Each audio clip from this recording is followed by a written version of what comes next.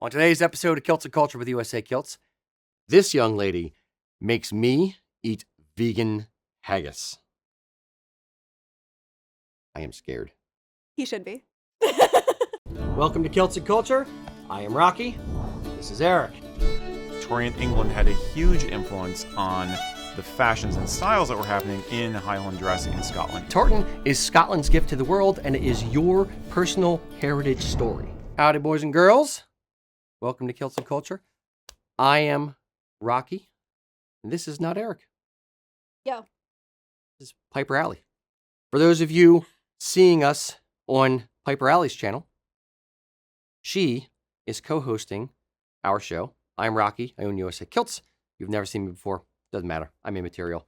For those of you seeing this on our platforms, this is Piper Alley. She's a friend of ours, bagpipe extraordinaire, TikTok stress or whatever. Oh, what are you cracking? Pop, snap, crackle, pop. Yes, Piper Alley. indeed. Now, Seems like today, special treat. Not so special. It's a horrible treat. The special thing.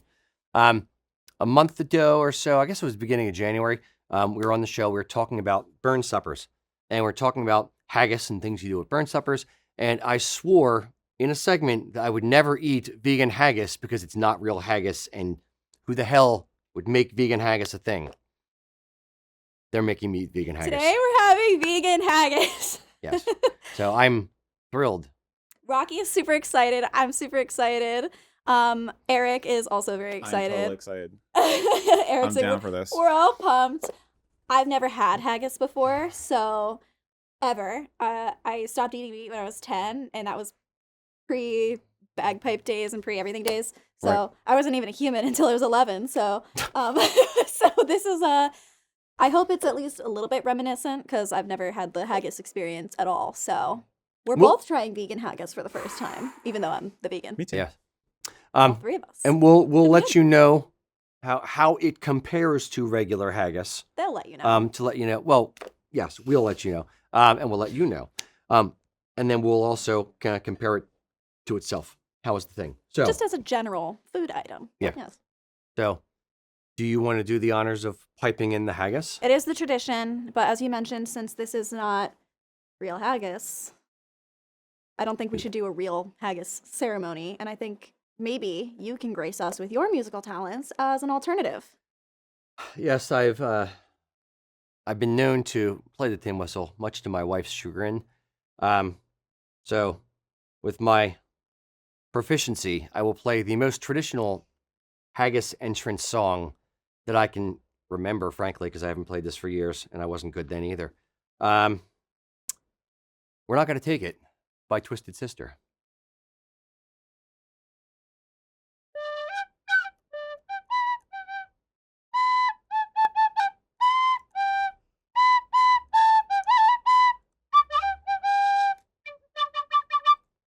Yes. That is my official That's it? haggis pipe. That's it. That's all I know, dude. Dude, I had to figure that out myself playing with the freaking holes on this thing. I didn't know what the hell it was But doing. the haggis did arrive. Yeah, I mean, I Oh, go it's away gone. now. I thought that Oh. was beautiful. Madam? Thank you Oh, so yeah. much. Oh, thank you, sir. And Mr. Mac. Thank you so much to our waiter of the day. Yes, indeed, quite. Well dressed. Well dressed. Well waiter. dressed, Mm, well dressed. indeed, But quite. he did not bring my ginger ale or my entrees or my appetizers. You can't find good help. He threw his hat. But All right. here are the goods. I don't want to Um, tilt it too much. It may slide off. I'm not yeah. sure. It looks. It looks kind of sticky, so No, it's it's- not sliding off. Yeah, no, that's haggis. It's like congealed with suet typically, or not suet. Is it lard? What is it congealed with? Lard? I don't know, like fat. You talking to me? Yes, I have no idea what I'm talking about. It's usually kidney fat. Yeah. If So- necessary. Depends on how Yes. fatty your meat is, but yeah. So it looks congealed or like together. It shouldn't break apart too much. Okay. Haggis typically has oats. Do we know what is in this? We should have probably figured that out before we came on camera. I have the ingredients here if you want to know. Yes, pretty please. Now this is not all of them, but I do know Mac has the complete list out there. But this is from Scottish Gourmet USA, who we usually get stuff from. So kudos to them as usual. This is a combination of carrots, mushrooms, oatmeal, red beans, and garbanzo beans. I love all of those things. Right? So That's what I said. And then there's going to be spices and their proprietary right, stuff. right. The things that make it not Yeah. taste I'm like going to those assume that things. the spices blend will be similar to what you'd have in a traditional haggis. So, What do you think? all right. Smell wise. All right, Smells- we going? Oh, thank you, sir. It smells not bad. Hear that? I am not looking forward to this. Not bad is about as best you're going to get out of me. I smell a I little think bit it of smells the really good. a little bit of the spices, but I smell more like veggie-ish kind of thing. I smell carrot. Yeah. I do. I Yeah. smell carrot and I smell. Oh, I lost it. Hold on. I don't smell my food this often. This is I do. very I smell. awkward. I smell the spices for sure, but I'm smelling carrot. Yeah. Okay. I'm excited. When do we go? Did Go you ahead. go? Yeah, You he's doing going. it? Nope. I'm not already eating it. Okay. Mm.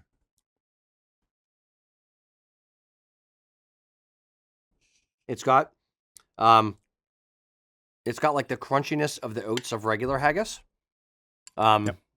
I taste a little bit of the spices. It's not nearly as spicy, not spicy like hot tamale, but a little bit of the spice of regular haggis. I don't know if, like, back of my tongue, I get a little bit of heat types. I'm Like, getting a kick. yeah, a little kick. I do A have tiny, I have the tiny kick. complete ingredient list here if you would like to hear it. Sure. What's the kick? Well, Rocky, today we're trying Hamilton's Highland Haggis. Traditional style, Scottish style, vegetarian haggis banger, 3% oatmeal. Ingredients include oatmeal, onions, water, mushrooms, red beans, garbanzo beans, carrot, vegetable shortening, salt, black pepper, and a gravy master consisting of caramelized corn, caramel color, water, hydrolyzed soy, and corn protein, apple cider vinegar, salt, spices. Okay. I think it is just the black pepper. That's the Oh, no, pepper. it's Yeah. not spicy. Yeah. It's not spicy, but you just feel the little bit of the tickle. Yeah. I can definitely taste It's definitely though. the beans. It definitely tastes like a bean base for sure. Mhm. Tickle's a good word. I like that for what I'm getting. Yeah, because I'm like definitely not a spicy girly. But this is You're not a spice girl? I'm not a spice girl. I'm not red spice. She's bagpipe spice. Bags spice. The some people don't seem to be aware that we have already had real haggis Oh, yeah. and trying to call us out for like not having real haggis. And No, this we it's called Eric and I have had hospitality, yo. Yeah, Eric and I have had haggis before. Allie is vegan, therefore she wouldn't want to try regular meat haggis, so we are I don't think it bending our morals and having vegetarian haggis. I because appreciate I it. wouldn't. They wanted to include me in something that usually happens here on the show, but I haven't had meat at all in 17 years. So even if I wanted to, I don't think that would be a good idea. Yeah. But I think this is pretty tasty. So texturally, this is how. No, the crunchiness of the oats and little carrot bits. Yes. Real haggis is a little bit more fatty, so it leaves Meaty, kind of a yeah. little bit of a film in your mouth. You have obviously the meat taste a little bit gamey, a lot more spices, but and it's a little bit more. At least the ones that we've had are a little bit more congealed-ish. It's not like break a party. Okay. I make Okay. up words all the time.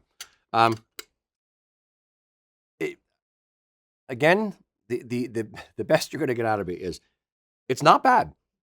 It's Okay. not. I wouldn't call this haggis, but it's not bad.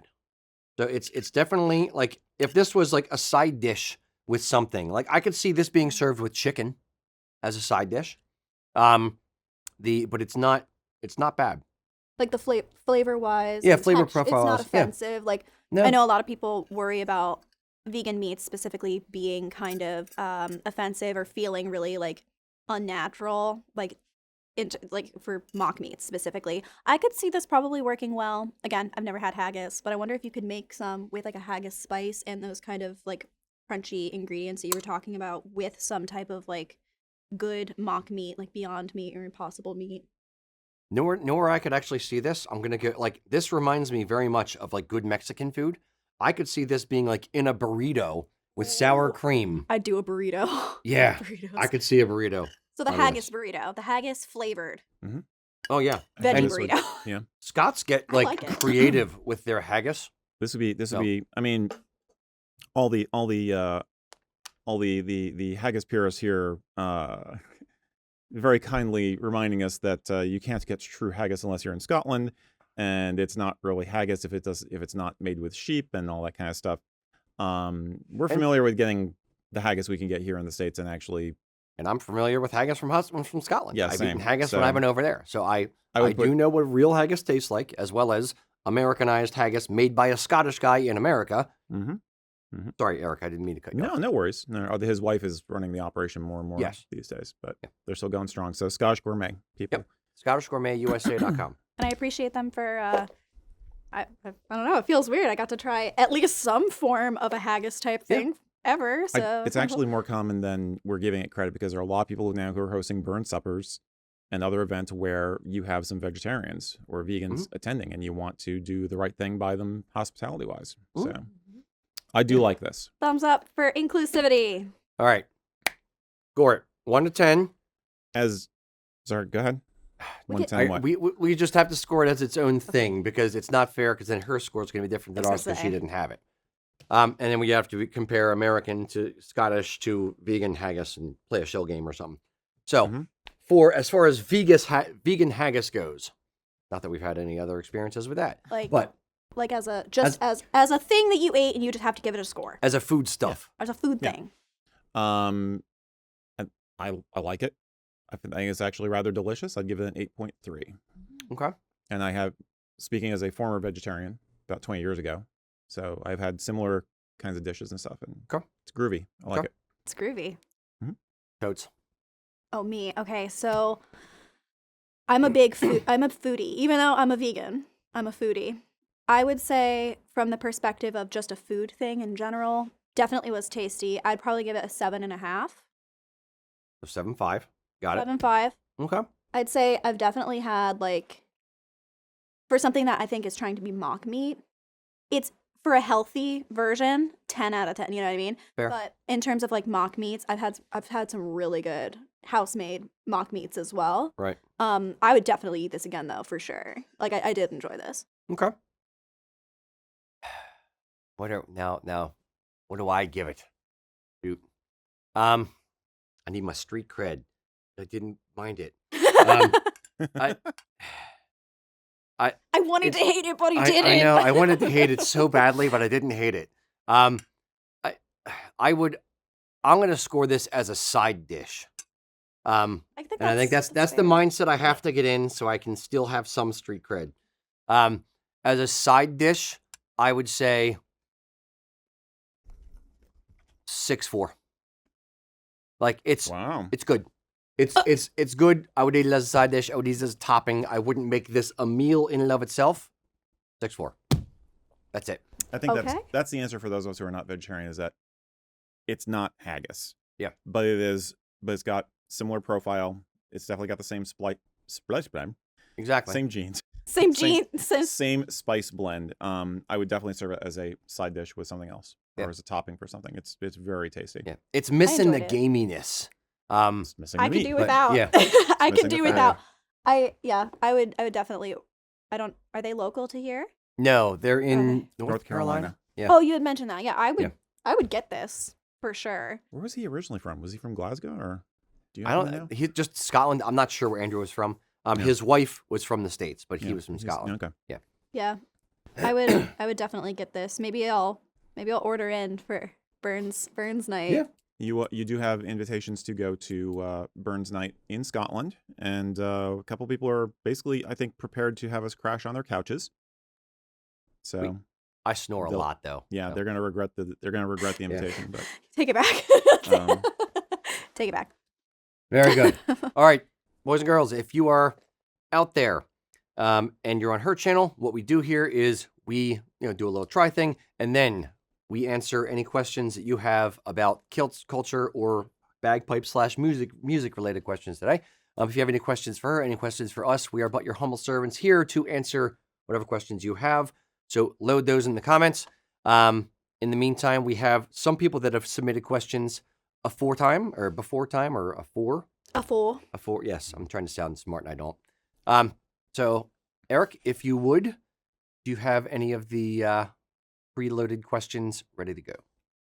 Yeah. And just fair disclosure, I will try to keep up with the stream questions as best I can, but I'm not used to this job. So just bear with me. Yes. Usually Eric is my co-chair, and either Mac and Ian are over there. We kind of rotate around. But we've been trying to have some special guests. Yes. I've stolen the chair. Well, you need to leave it. Can't afford another. So I can't steal the fork. I can't steal the chair. I know. You do need to leave the building items intact. That's hard. I know. The shop is nice. Got good stuff here. Okay, boys and girls. YT Dave says, how has Allie overcome the stigma and belittling of being a bagpiper, and what can I do with and for my daughter to help her with learning the pipes? I think he means potentially as a woman who plays the pipes as well as a bagpiper in general. That was going to be my question. I mean, I can hit on both a little bit. Sure. Okay. So I'll start with being as a woman, because I think that's something that you can help her with. I was very fortunate when I started. I was able to learn from a woman in a youth band full of other young girls who were about my age learning bagpipes. And I also had my music outside of bagpiping as well. So really early on, I didn't see bagpipes and being a young girl playing them as anything out of the ordinary. It wasn't until I became an adult and started trying to join other bands that I realized nobody else looked like me.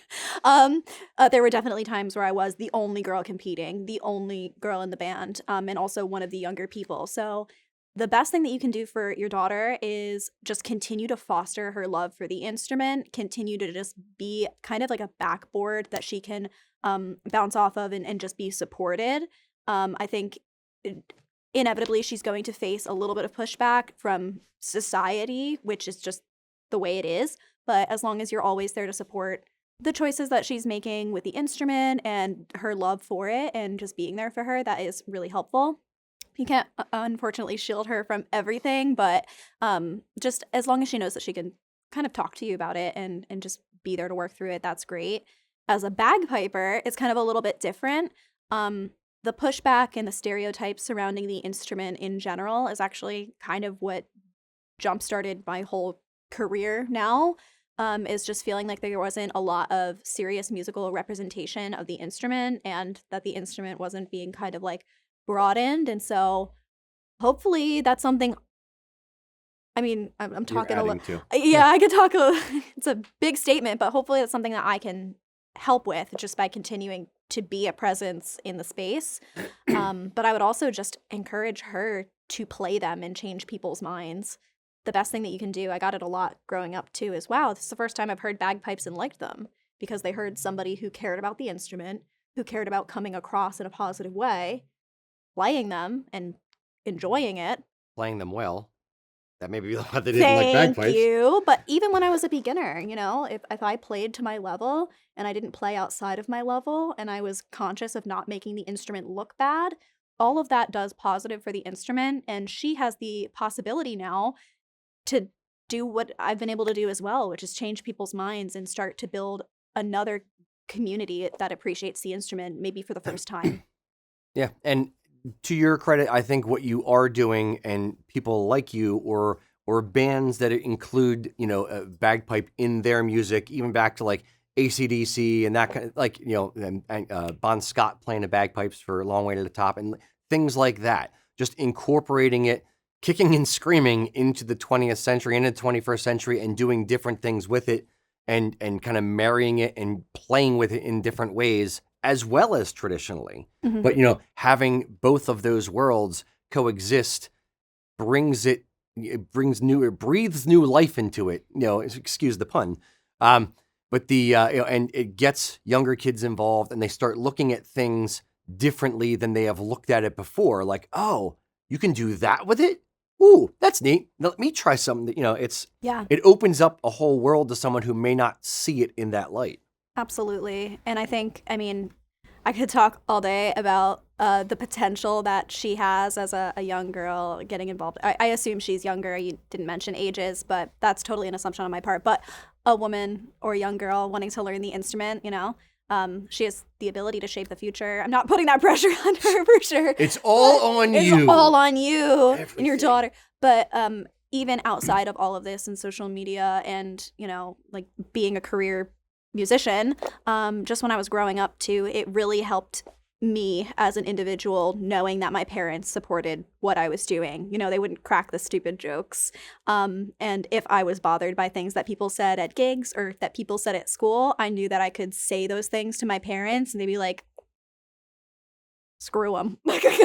You know, honestly. And so I appreciated having that, and I felt like secure in that. And so it kind of put this little blanket around me that I worried less about things that people had to say. They just didn't bother me as much. Yeah, one lesson I've kind of unfortunately had to instill in my son was, you know, some people are just assholes, period. Like sometimes you're just going to get a jerk and it doesn't matter. You know, you just got to deal with it. Hopefully you have less jerks in your life, but sometimes people are just jerks. Some people are. It's just who they are, and just have as few of them as possible. Find more positive people, find more people that you get along with, and kind of navigate life that way. But 100%. It's a lesson you have to learn at a young age to weather the storm of idiots. Absolutely. Yeah. But I mean, genuinely awesome that you're looking for extra ways that you can support her in her journey as well. I mean, Yep. sometimes it's hard being a girl, especially a younger girl who plays the pipes, because it's just not what people are expecting. But again, it's super awesome that you're already looking for ways to support her as she's learning. And I Yep. love that. And I'm not a parent, but I can imagine from the parent perspective too, it's probably just, I don't know, Yeah, nice to hear that people are wanting to support their kids in a community that they're not necessarily Yep. already in. Yeah, absolutely. 10 out of 10 for you, YouTube Dave. Very good. Rating comments. 10 out of 10. We try not to rate our audience. Sorry, That but may 10 go out of 10. poorly. I'm going to do a 10 out of 10. Hey, for that you. last question. I didn't like it so much as 6 like out a of 10. 2. You kind of suck. Please Oh, don't ask any 2. more questions. Please Yeah, don't it's- come back. Yeah, no. No, YouTube Dave can come back. I liked your We'll allow question. him. I Yeah, liked it. sure. I'm not going to rate any questions further. Don't be offended. Fair. I can give you a break from questions to let you know you're getting a lot of love on here, Allie. We do have one person who's wondering, since you're touring, if you have any plans to tour in Canada. We have another person who has said they wanted to give you a big hug and a kiss on the forehead. So you have a lot of fans, I felt it. That was sweet. right here. Ready? Okay. and and more than one parent who is grateful that you're trying to inspire young people to learn. So That I will cry. So thank you. New goal for the show. Can we make Allie cry on Yes, camera? You can. So Please as a matter of housekeeping, then why don't you tell folks how they can get get in touch with you Mhm. and tell them about your touring real quick. Yeah, so I am going on tour. If you're not familiar, unfortunately for right now, I'm not hitting Canada. I'm going on tour with another musician, Mia Asano. She plays the electric violin, and if you know me at all, you've seen her probably littered on my social media because I'm one of her biggest fans as well. But yes, so Mia and I are going on tour, but Mia is Boston-based right now, and I'm New York-based. So we're trying to keep our debut tour kind of like drivable, honestly. So we're doing as far out as Chicago, across to New York, Philly, and kind of the states in between. The closest we're getting to Canada, I think, is Ann Arbor, Michigan. So I know we have some Canadian people coming down, but unfortunately, we can't cross the border right yet. But this ideally will not be our last tour, and definitely will not be my last tour. I have a lot of other plans for the future. I'd love to get to Canada, love to get to Scotland again as well. I miss it. But yes, you can find all of the information for pretty much everything on my link tree. It's linktr.ee/piper.alley. It's linked on all of my bios on my social media, but that's where you can find my email. So if you ever have things that you just need to tell me, I do read my emails. I'm notoriously bad at responding to them. Looking at Rocky. Yes, she is. But I do read my emails and I get back when I absolutely am able to. But yes, that's a place. And then in that link tree, you can also find tickets for tour and my social media and streaming music and things like that. So that's my shameless plug. Yeah. If you're in New York on April 15th, which is the Tartan Day Parade in New York City, she's playing a few blocks from the end of the parade. We are putting together a group to actually march in the parade, the Kilts Culture group. So if you do want to march in the parade, just let us know. You can come hang out with us. And then after the parade's over, we're going to go see her and Mia perform. So yeah, that'd be Yeah. an awesome weekend. It's gonna be So- super fun. I'm bummed. I can't march in parades because of my chronic illnesses. But it'll be nice to be in the area. I'm super excited about it. And then the concert is gonna be banging. It's a Saturday night, April 15th, where it's the Shipping Up to Boston tour, even though we're playing in New York. And I'm very excited. That's my home state is New York, so I really want that to be a nice show. So hopefully I It's get to the- see some of you. Ides of April. The Yeah. Ides of April. Like the Ides of March. Yeah, the Ides of March. Yeah. And then we are coming to Philly too. Yep. So if anybody's local to the USA Kilts area, we'll Wait, be there. coming to Philly? Yeah, Yeah. I'm going to Philly. Yeah. Okay, so Nobody Eric told is me not that. a true fan. That's what I've learned. No, Eric yeah. is busy. Allie is busy. Eric is busy. We have a lot of information that we're always pushing out. So it's totally fine. But yeah, I'm coming to Philly. April 18th is our Philly show. After Boston show? Yeah, we had to Okay. add it on after. It was Got it. supposed to end in Boston, the Shipping Up to Boston tour, but Philly wasn't available when we wanted, so we added Philly after. So that's our last show. Shipping up to Philly, Philly. oh. Whoa. Yeah. No. Which Yeah, we yeah. should not form a band with you and me as singers. Anyway. We'll come back to that. I think we have some Yeah. sure. potential. And I'm going to give you Very guys a awesome. question now, but I couple of shout outs. Richard saying happy to know you're also another Clan Donahue. Oh yeah, Donahue. So Donahue. Donahue. Yeah, sorry. No, it's okay. It's Um, I couldn't pronounce it forever. And then a big shout out to a gentleman named Withold, who is Ukrainian, living in the Crimea, where they say their sons and them wear kilts and play bagpipes. We are the only family in Crimea who plays bagpipes and wears kilts. Thanks to your channels, we figured out both the fashion and the music. Thank you. Well, good Dude. for you guys. So, That's have you ever wondered if this is a global phenomenon? Yeah. sick. Badass. Gallic Yes. culture for Dude, the that's- world, right? A, that's metal. Head banging. And living in a war zone. Ooh. Yeah, no, good for you. Playing for... bagpipes in the war zone. So let me give you a serious question here. This is for Allie. David Tilley asks, have you ever had a desire to play classical music? Could you see bagpipes fitting in with, say, Mozart's Requiem or a Beethoven symphony? So, I am classically trained. My first instrument was actually piano, and I did piano, vocals, and bagpipes as part of my music degree. So I love me some classical music. And 10 out of 10 bagpipes and classical music can mesh. I think the furthest I've gotten doing that was I played Moonlight Sonata on Highland bagpipes. And that was over on TikTok. I haven't done a full version of it. I would love to, but maybe this comment will inspire me to get Get off your butt. kick the gears into motion. But yeah, they absolutely, I 100% think classical. Maybe I'll take a step back from my heavy metal face right now and do a little bit of Beethoven. That would be great. Yeah. no, Beethoven it's- is metal, for the record. Beethoven is historical metal. I'm just gonna headbang all day until I Oh. get whiplash. Yeah. Headbanging is hair. my new finger guns. I think that's Fair. what it is. I mean, I've done it like 5 times. Fair. I do this because I don't have any more hair. It's, yeah. You can just give me a head bob. Do you think classical music would vibe with bagpipes? I could see it.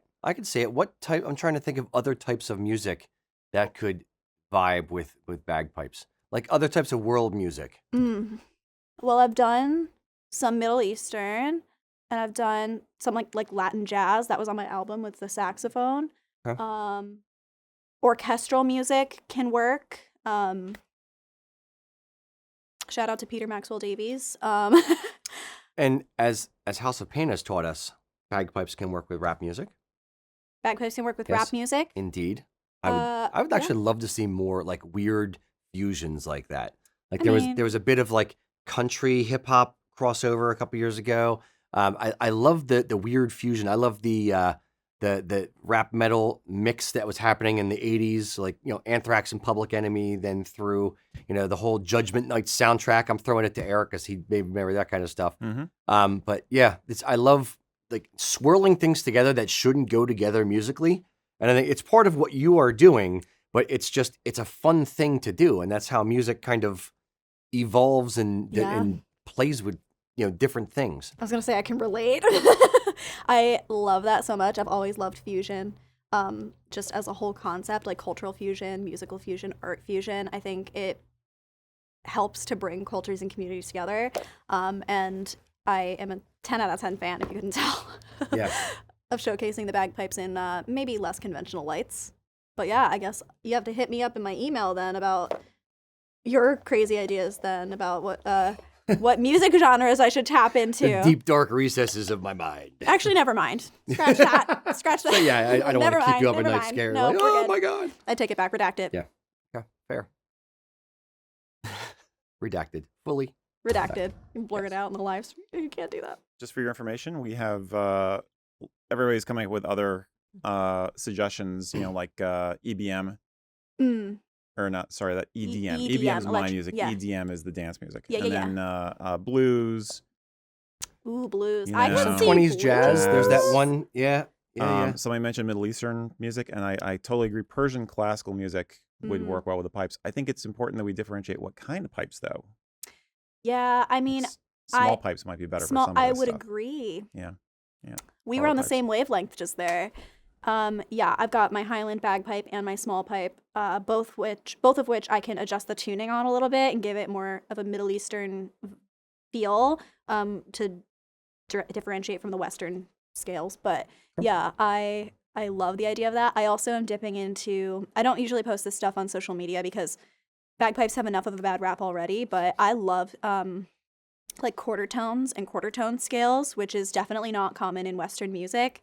Again, I'm hesitant to put that on the internet because people already have their preconceptions about the bagpipes, and then if I bring in like quarter tones, I'm watching your fingers, quarter tones. I'm like, I have no idea. She's like well above my pay grade on this. I'm just experimenting with it. If I can get it down, then I'll add that to the repertoire. Start a separate channel where you don't have your face on it. I've thought so about that way it. you just play it, and then you don't have to worry about anyone. Paper bag. Yeah, No. Okay. you don't do the horse mask thing from buckets, but you Stealing do his something thing. else. Yeah, you do. You do it like clown mask, creepy clown mask, like Pennywise from It. I can't. Yeah, I would. oh, You scare yourself, but that's part of it. That's fun. Okay. Fine. Skeeve people out with a creepy clown mask. Yes. So now you've ruined it. If you see an anonymous masked bagpiper on social media, it's me. It's not her. We'll edit this out. It's fine. It's fine. Gotcha. Redacted. Redacted from the record. Exactly. We're redacting everything today. Just like black line through all of it. Okay. Yeah. Next. Are you sure you guys have had enough sugar? Because you're Yes. Oh. I had a refresh. 2 energy drinks and a coffee. I have not drank I have scotch today. the majority of the questions I'm getting are music related. Would you guys like to keep going with music, or do you want a different kind We'll of mix. question, We'll Mr. mix Ross? it up. We'll do Let's- All right, some let of me the mix other this up ones then. as well. Okay, Yeah. so this is one I think both of you can play around with. Richard Whittington asked us, do you have any Highland wear based unpopular opinions? For example, I don't like the angel share tartan, says Richard. I'm kind of on the same wavelength with you. Weirdly, on the angel share, by the way. What do you have? Any unpopular? I'll let you go first on this one because I don't want to color your answer necessarily. Unpopular Highland wear or bagpipe band wear uniform opinions. Well,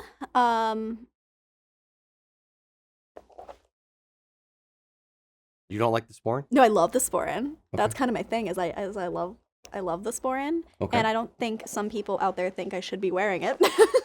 Okay. So first of all, I'm wearing a mini kilt.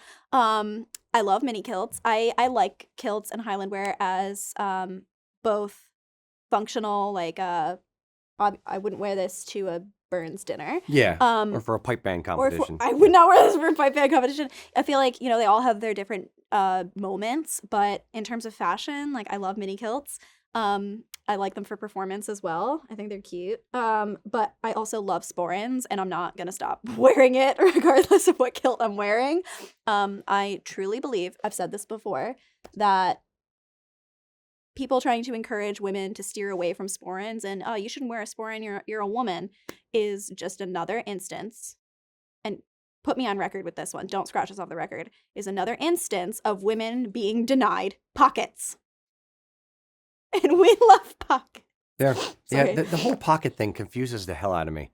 Like or lack of pocket thing. Yeah. It really does. Yeah. The- I want to just add too, for my people who are not familiar, if you're coming in and you don't know what a sporin is, it is a pocket. It's a belt bag pouch. pouch. Yeah. Yep. It's a purse. It's a fancy Scottish man purse. And this is where I have my glasses right now and nothing else. But I usually have my phone in there, and I usually have some money in there and business cards, and then special things like cute little gems and things that I can like carry around. Gems?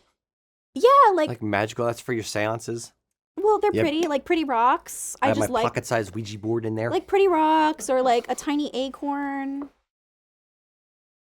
What are you, my son? The kid, my son collects rocks like it's his job and leaves them in the pockets of his pants, and then when they go through the washer.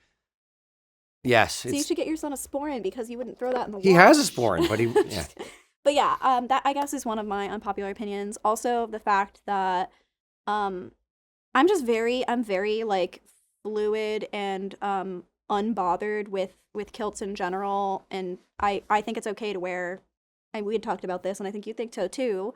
But I don't think you have to be associated with a clan to wear that tartan. I think, again, if you're doing it a respectful way, I try to steer toward universal tartans if I'm doing them for fashion. But I mean, coming from the pipe band world, it's just what we did. My first ever kilt was the Lindsay tartan because that's just what the band wore. Yeah. All of my kilts in the beginning were all family-based tartans, and it's just because it was uniform. So I guess it's probably just ingrained that that's what's normal to me.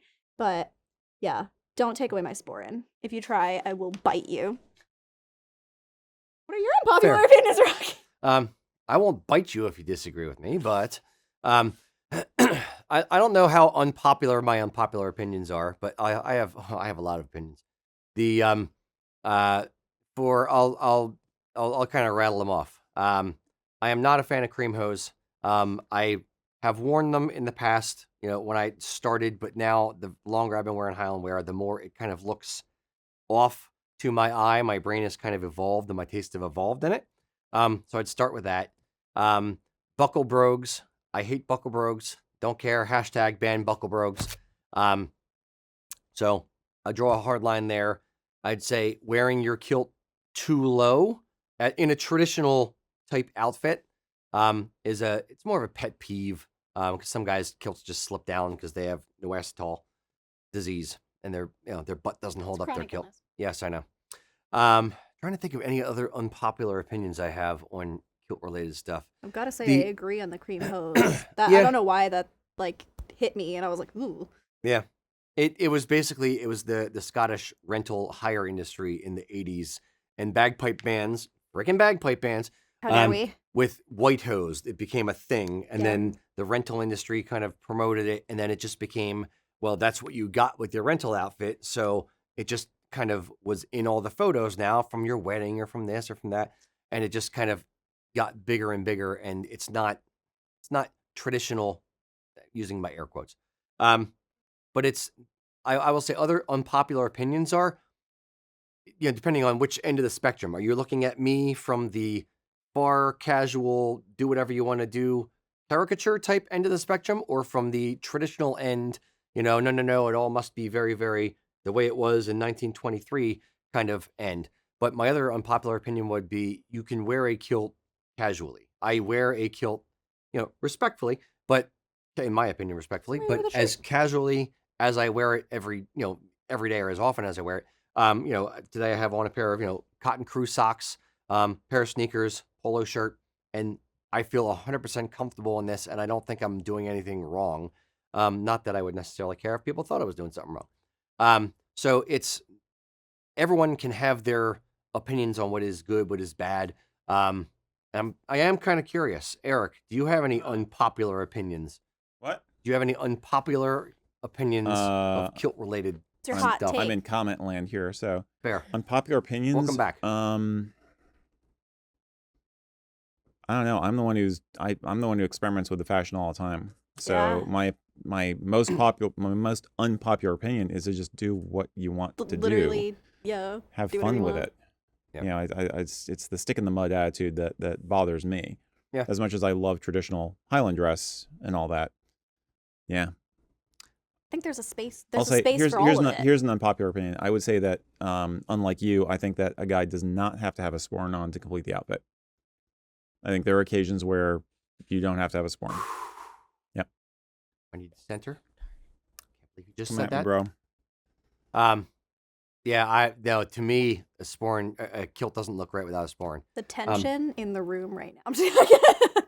That's The fight is about to break out right that now. cold air is not the AC. No, I could feel the shift. That was the Woo! chills running through my soul. No, I lost my point now. I completely sorry. I biffed it. That ended you. Yeah, it ended me. Mentally done. Yeah. Well, I love a sporran. I mean, I just think ultimately my opinion is always just do what you want and I thought be your opinion was always going respectful. to be about pockets. And have a pocket available. Yes. We all need pockets. I hate purses. That is a modern problem, 200, 300 years ago, women had pockets. Yeah, I know. So, It's They had messed better up. pockets than the men in some cases. It's messed up, but I don't like purses. They bother my shoulder. So I wish I could wear a sporran every day with every outfit. See, here would be my problem if I don't carry a lot of stuff, but like it would hurt my back or my hips if I used to load a lot of stuff in my sporran, but I have arthritis, and I found like the heavier my shoes and the more stuff I put in the sporran, the worse my back hurt and my hips hurt. That's totally fair. I can see. I mean, walking around like a mule anywhere, like I can see it, but definitely like this is even on its own. Pig noise? I don't know mule noises. I don't do good mule noises. That's more of a pig. I know. That's my pig noise. But I mean, even this is lighter than any purse that I own. Like on its own, just like with nothing in it. Obviously I'm not gonna try to put my laptop in here, but like I'm thinking the bare minimum. Cell phone doesn't fit in a lot of my jeans pockets because women. And did you just blame women for that? no, because of sounded like you blame womanhood. Fair. Women are not to blame. Women, divine. Because of the fashion industry, basically. But I think like glasses, money, phone. If I could be able to walk around without a purse for that, like 24/7, then I would just be the happiest human being. Fair. But I don't carry anything. Yeah. Sporran. Yep. I'm the happiest when I have my sporran. I feel like I have everything on my person. And I also feel like my outfits aren't complete without it. Yes. I wouldn't judge somebody, though. I will. I know fully Rocky judge you. will. Yes. I will not judge you. Eric will Absolutely. not judge you. Rocky will judge you. You'll feel it. The air will shift. I'm judging Eric right now. I Fine. can tell. I can feel it. I'm used to it. Used to it. By the way, we do have Brad Wilson commented that he thinks a 3/4 inch, 3/4 of the usual size sporran would be great for women. So I will give a comment that we do sell. I'm sure other people do too, but we sell sporrans that are originally meant for kids. Must be 18 or older to call. Which you have a lot of women get to wear with mini kilts because it proportionally looks nice. Yep. So. Are you saying I look bad? No. No, I think it's fine. Horrible. But other people have different horrible. opinions about what their style is going to be. I'm totally. When we had done our shoot last summer, you had given me a small black sporran. I think it was a kid's sporran, like a 3/4 size sporran. I love the way that looked with the sterling red, that outfit. Yep.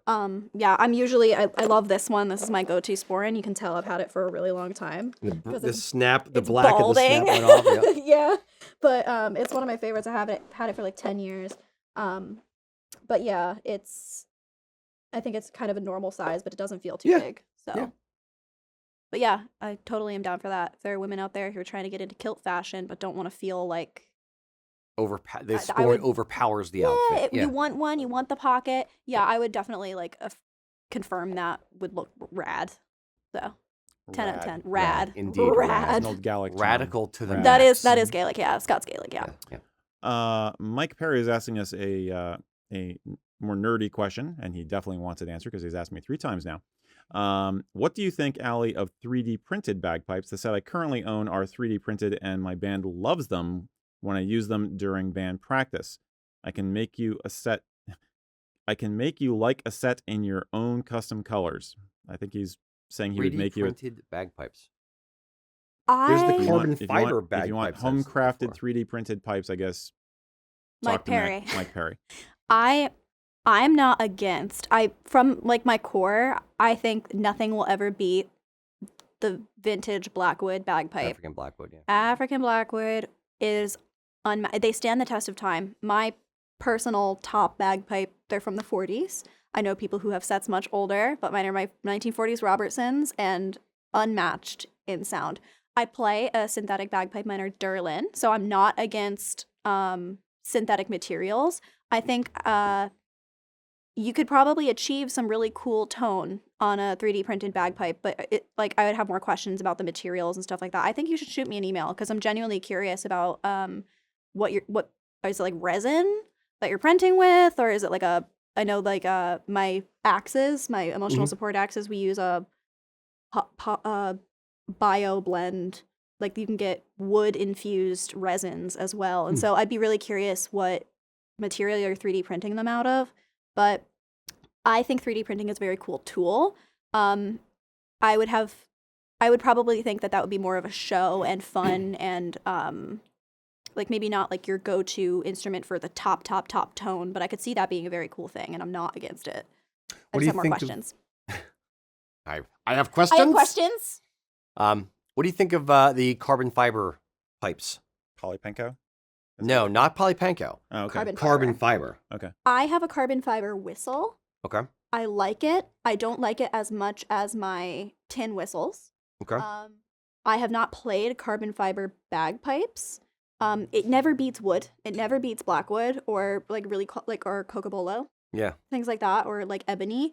But I think that they are a good option. I think my favorite synthetic bagpipe that I've played is my tour bagpipe, my recording bagpipe, which is the Derlin from McClellan. But I think it just depends. Tone is so personal. Yeah, It's the so wood has like a personal. warmer tone, I've been told, and the carbon fiber is a little higher, like tighter. It or is. something. I like a warm, mellow tone, and that's personal preference as a musician. So I think if you're looking for a really bright, boomy, brassy, shiny attack Yeah. instrument, you could probably achieve that better with your reed setup in a synthetic instrument than you'd be able to in a wooden blackwood instrument. But it's also like cut me off at any point. Okay, I have a random thought, but go ahead. But like nerding out, I mean, you can achieve such different tone and such a wide variety of tone with your reeds alone in the same instrument made out of the same material that I personally think bag material, drone material is almost secondary to your reeds. I think the reeds is where it's really important, and everything has to marry together to make a really solid tone. I spent months when I was highly competitive and really in the thick of it, months working with different reeds, different chanters with my bagpipes, sorting out different pieces within my drones, trying to find the perfect combination every time. And so again, it depends on what you're going for sure. But I mean, circling back with the question, I'm definitely not against the concept of a 3D printed bagpipe within the right reasons. I'm thinking about like, how did they get to African blackwood as the wood? Like it evolved. Yeah. You may know the answer, but my point is like the woods or the parts of the instrument or the material that the instrument's made out of has evolved over time to become that instrument. So it's you may in playing with polypanko or in playing with carbon fiber or playing with other stuff, you may be in some weird way kind of creating a new instrument or a new subset of an instrument. Mm-hmm. But when we're talking about the carbon fiber pipes and being a bright brassy sound, I immediately went to like, okay, would bagpipes of that type work with like trumpets and trombones in a ska band? I don't know about brassy in that sense, That'd but be spectacular. I don't know. it could be fun. I kind of want to make this fun. happen now.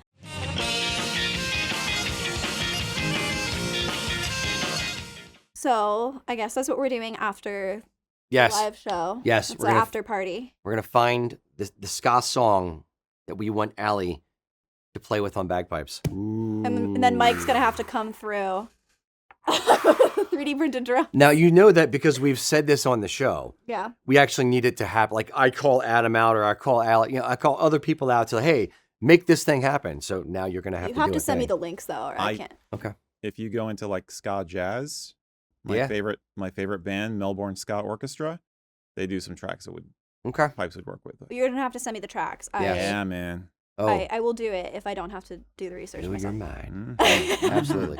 But Okay. yeah, no, 10 out of 10. That's a cool question, Mike. Very good. Hey, Rocky. Yes, sir. Hey, Allie. Brandon Cromer says the following: I've heard people get offended when Americans try to track their heritage. I believe I have tracked mine back to the Ogilvies on their grandmother's side, and I wanted to reach out. Is that going to be offensive or rude? I I have never heard of people saying that they get annoyed when people try to track their heritage. I will say that people will get annoyed when, or people could get annoyed, if you're, since we're talking about Scotland, the Ogilvies, for instance, if you're saying like, oh, you're saying that I'm Scottish, Yeah. versus, oh, I have Scottish ancestors, that kind of thing. They make those differentiations. In America, we've often said, in America, we use I'm Scottish, I'm German, I'm Irish as shorthand for I am of Irish heritage, I am of Scottish lineage, or those kind of fuller sentences. But what we actually mean when we're talking to somebody about their background, their personal family heritage, their history, is where were your ancestors from? But that is not typically done and said the same way over there.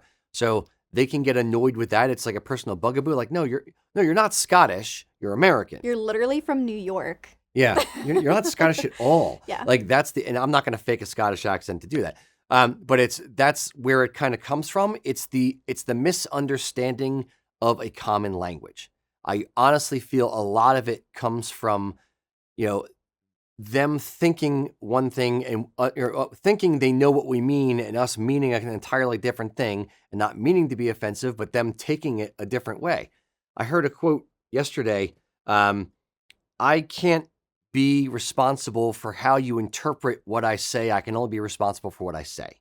So if I say something that you take as offensive and I didn't mean it like that, I'm not trying to tick you off, Mr. Scottish Johnny Pants 85. I'm just trying to express something. And if there's a miscommunication, or you say, you're not Scottish, like, then let's have a conversation about it. Yeah. I think I agree. I remember like flashbacks to school and elementary school when, teachers would have us go to our family and research, like, where is great grandma from? Where's grandma from? And never the intention was to be that you're not American. It was to be like, where were the people who lived like 100 years ago? Where did your direct family members live? Or 200 years ago, and kind of knowing more about your history, because, in some other countries, our country is very young, super, super young. So it's never meant, and I'm speaking personally, to come across like, when I tell people I'm not Scottish, it's because I'm genetically not Scottish at all. Yeah, that's fair. You know what I mean? But people will ask, like, what is it then? I'm like, oh, I'm Irish. I have Irish ancestry. And like, there's DNA in here that traces back to Ireland. And part of that culture was infused with how I was raised. And that's more so where it comes from. I'm way more German DNA wise than I am Irish, but I feel like a lot of it is also culture. And the culture you were raised with. I was adopted into Scottish culture. That's, we can get all that, but you can watch my interview with USA Kilts and we get into all of that.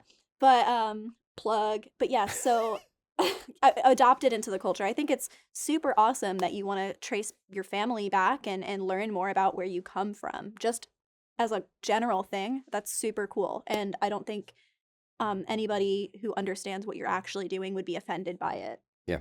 That's just my personal. And if they are, it's your literal life and existence and where you come from. I don't think you should let a couple naysayers, stand in the way of like discovering that about where you come from. Yeah.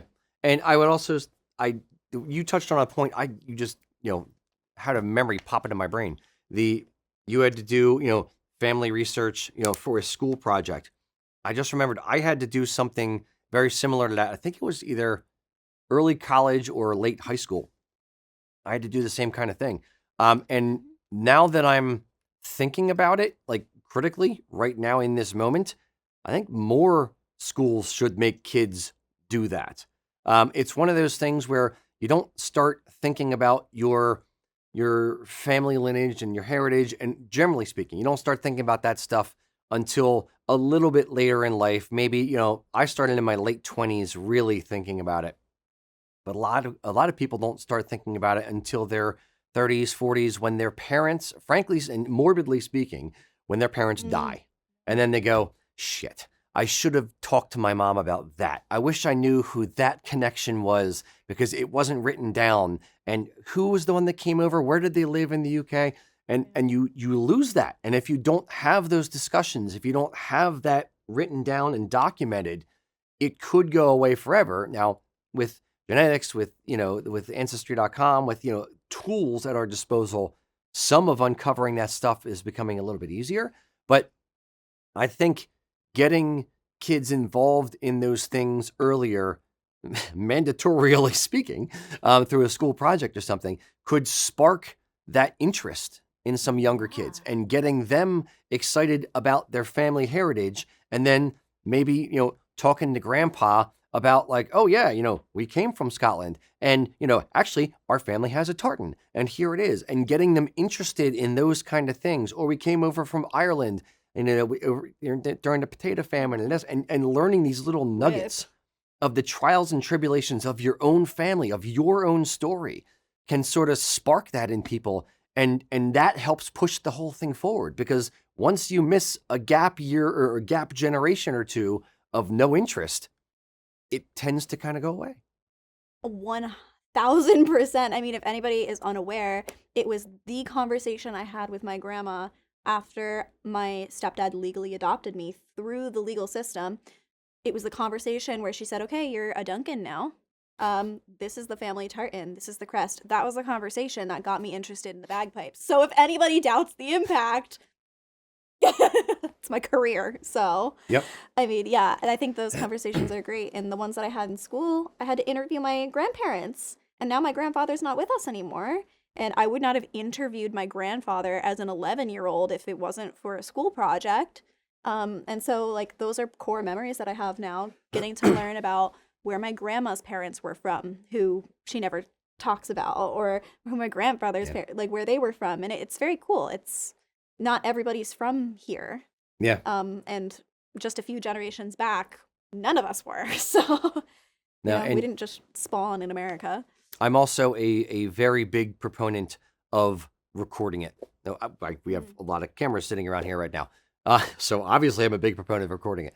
But recording conversations, recording stories, recording, like, literally, here's something random that you need to do if your parents are older or if your grandparents are older. Trust me, do it. Sit down and write a list of questions that you want to ask them and record the interview. Put the camera on them, not on you, or sit down next to them and record the conversation. Talk to your parents, talk to your grandparents, and record those things. Find out about those stories. And if you are the parent and your kid doesn't care, you know what? Record yourself. Sit down, record all of it, and then just give it to them and say, here, I'm going to put it on a drive.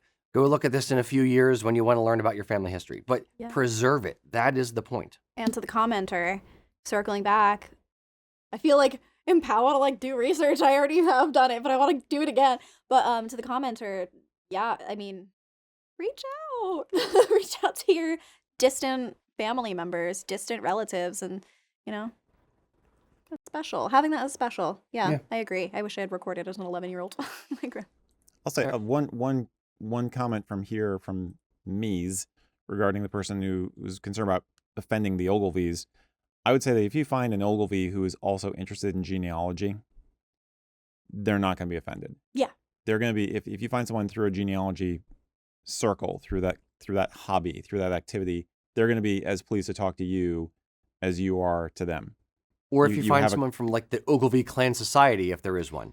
Absolutely. They always want to talk about it. Clan societies love that, in my experience. And they need all the support they can get, frankly. Yeah. And that's why they're there. Yeah. Yeah, 100%. So good luck. Yeah. Okay. All right. What do we have next on the from menu? The interwebs. A lot. Still a lot of love, still a lot of desire for Allie to perform everywhere. See my tour. You're going to have to do more than one tour. Stream my album in the meantime. I think it's a great idea. You can also, I'm coming give them out a with quick reminder about the link tree, please. Yeah, linktr.ee/piper.alley. And there's a new link on there. You can pre-save mine and Mia's cover of Shipping Up to Boston, which we just are announcing after this is over. So you get to be the first to know. We haven't announced it yet. Hot tip. Hot We're tip, dishing. you're here. We got the Congratulations. news. Yes. Yeah, Yes. so The I have scoop. plenty of streamable music for the lovely human beings out there who are just too far away from me right now. I'll For get to now. you, I promise. Yes. We need an alley clone machine Please don't. and put you everywhere. Yeah, no. There's Yes. enough of me. Ah, I wish there was two of me. Oh, good God, I wish there was. All right. What do we have next?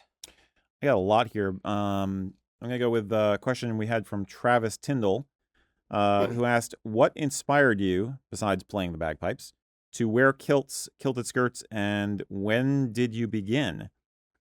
And from Danny Anhalt, similar question: "If it wasn't family connections, what got you into Highland culture?" So I guess we're looking for a backstory. We Yeah. kind of already talked about it a little bit, but Yeah, Sure. I mean, I could just fill in a couple gaps. Yeah. Because mine is easy, because it really is. I mean, it was the family connection and also getting into the pipe band community that was that for me. But I stopped wearing kilts when I left pipe band because I wasn't competing, and I was like, why would I wear a kilt if I'm not competing? And I've recently kind of like gotten back to it because I'm playing the bagpipes. I want to respect the roots that the Highland bagpipe specifically comes from. The Scottish bagpipes, both I play are Scottish. And it's a way for me to still connect with the roots of the instrument. And honestly, I've started wearing kilts a little bit more since I've started working with you guys and chatting with you guys and kind of like listening to your live shows and the Kilts and Culture shows and videos. I mean, it's nice being able to learn a little bit more about all of it, and kilts are pretty freaking cool. Yeah. So that kind of reignited my want to wear them in a more Nice. my fashion way. I am humbled. Thank you. The to think that we have any effect always is humbling. So I appreciate that. The for me it was and I'm going to use a word, and you could probably use the same word if you wanted to. It started with a spark, which became an obsession. See, I'll be in your head. Am I the obsessive type? Yeah. Well, anyone who Yes. does things like we do to the extent that we do it is almost by definition obsessed. You are correct. Yes. That is accurate. Yes. When I, in my mid-20s, I was kind of like, I want to wear a kilt. I'll save you the big, long, boring backstory, but I was like, I want to wear a kilt. And then I decided, okay, now that I'm wearing a kilt, I need to know more about it. And then just kind of became obsessed with looking for videos about it, learning everything I could about it, joining forums back when forums were a real force on the interwebs, and just like literally jumped head, feet, and body first into the water of all of this stuff. And really, the company was kind of born out of that obsession and wanting to just tinker with it and figure out how to make it go and what goes together and why and how and all that kind of thing. And the content that we put out is born of that same passion and not having that information when I first started. It's one of those things where I was like, when I first started, I was like, I wish there was videos about this kind of stuff, or where do I go to learn it? Where do I go to know what I'm doing is right or not right? I mean, if you're Scottish, born in Scotland, it's part of the background. Tartan is always there. It may not be in the foreground. You may not wear it every day, but it's a general kind of understanding of it as part of the culture. And you're brought up within it, and you have people to kind of guide you. Over here in America, not being of Scottish lineage myself, I had to figure it all out on my own. And it took a long time and a lot of, thought, effort, research, and all that kind of stuff to make sure that I was doing things, correctly, air quotes. And I wanted to help other people who were in that boat where they're just like, well, I don't know where to start. How do you know what to do? And it's like, well, I've already figured some of the stuff out. Here, let me just show you. Let me teach you. Let me talk about it. And that's kind of our first YouTube videos were literally me answering customer emails saying, I get the question about how to tie my ghillie brogues a lot. I'm just going to do a YouTube video Yeah. and then I'll just send people the link so they can actually see it happening and I'll explain it while I'm doing it. And then, maybe I should do other common questions. And then it's just kind of snowballed from there. So, old YouTube videos were that. And then we just started doing the show where we just talk about whatever questions people have. Yeah. So I love that. it's just the burning desire to help and get the knowledge out there and pass on the knowledge and pass on the stories now through interviews and stuff we're doing. I don't even know what the hell the original question was, but that's what we're doing. Well, I mean, would you dare to say, Rocky, no idea where I've heard this quote before, would you consider yourself a student of the culture? Yes. Yeah. I do not know everything. Eric doesn't know everything. I'm assuming you don't know everything. I know everything, actually. I know. But yes, we are always learning. The minute you, the more you learn, the more you realize you don't know, or the more you. Oh, that's true. Yeah. It's one of those things. So I am still learning every day. I'm still exploring things. I'm starting to dive into, and I'm like weirdly, I've never been like a big history buff, but I'm starting to like dive into more the period of like early 1800s and the evolution of tartan and the Sobieski Stuarts and Sir Walter Scott and King George IV and things like that. I'm starting to nerd out on some old timey stuff and watch how things evolved over time and what the common threads are from back then that we constantly pull through to today. So Threads. yes, Threads pull through. yeah, Ha, see what I ha. did there? The puns. I'm sorry. We are littered with puns. We are very punny here. I'm here for it. Exactly. But yes, you always need to be learning. You always need to be challenging your own, perceptions and the things you think are correct, and you constantly need to evolve in it. And the way I would view it is I'm just, if somebody's just starting out, I'm just further down the road. I'm still on the road. I'm never going to get Helping there. them along the way. Exactly. But I'm Yeah, like, hey true. guys, I'm just kind of blazing a little bit of a path there, and I'm still hacking down weeds in the brush, making my own road. We're on the journey together. Exactly. Yeah, I dig it. I actually hadn't learned Rocky's story about how he got into kilts, so I'm like, Oh, it's a much longer, weirder, yes, but yeah, very cool though. indeed. Neat. Just thought they were interesting and then decided to literally learn everything possible that you could absorb. Yes. I relate. I relate. Slightly obsessive personality on some That's things. okay. It's fine. I can't relate to that at all. Exactly. All right. Okay. What else do we have I out gotta there? catch my breath here a little bit. I wouldn't call myself a student of the culture, but more of an addict. But so Vespasianus 69, I'm guessing has an interest in Latin or Greek stuff. Or Vespas. Oh my God, you're right. Yeah. Oi. What kind of mod are you? Not recognizing Vespa. I'm also a history nerd. I get confused all the time. Fair. You know what a Vespa is? Spirit of 69, yeah. The scooter. Okay. I was gonna say the scooter thing. Yeah. Yep. British yep. scooter thing. It's like a wussy motorcycle for mods. Hey. Watch it. Yes. Vespa's is here. I know. Vespa. I enjoy a Vespa as well. Anyhow, Yes. they were asking, do young ladies find it easier to wear kilted skirts, kilts, and mini kilts routinely? They're betting that it's probably easier in some ways for women to get into tartan clothing than for the lads. I wanted to parlay that with another question we had asked, which was, I lost it. Joe Groves asking where you find your cool outfit parts. So, number one, do you think what is the easiest way for a young woman to get involved in Highland dress? What do you think is the safest bets for them? And what kind of reception should they expect? And how would you like to concoct an outfit? Yeah. I would like to know also, like from the business side of things, like for customer wise, because I think probably the majority of kilt consumers are men. Because that is for sure like what I see is the majority of people I see. If you Google the image of kilt. You're going to see a lot of men because it's just traditionally kind of like where it stems from. And I get a lot of flack sometimes from people saying that I shouldn't be wearing the types of kilts that I'm wearing. How dare you, madam? I know, literally, like, how dare I? I think for women who are trying to get involved into tartan wear, there are a lot of options. There are like traditional ladies options. You can do shawls and arisades. I really like the arisade.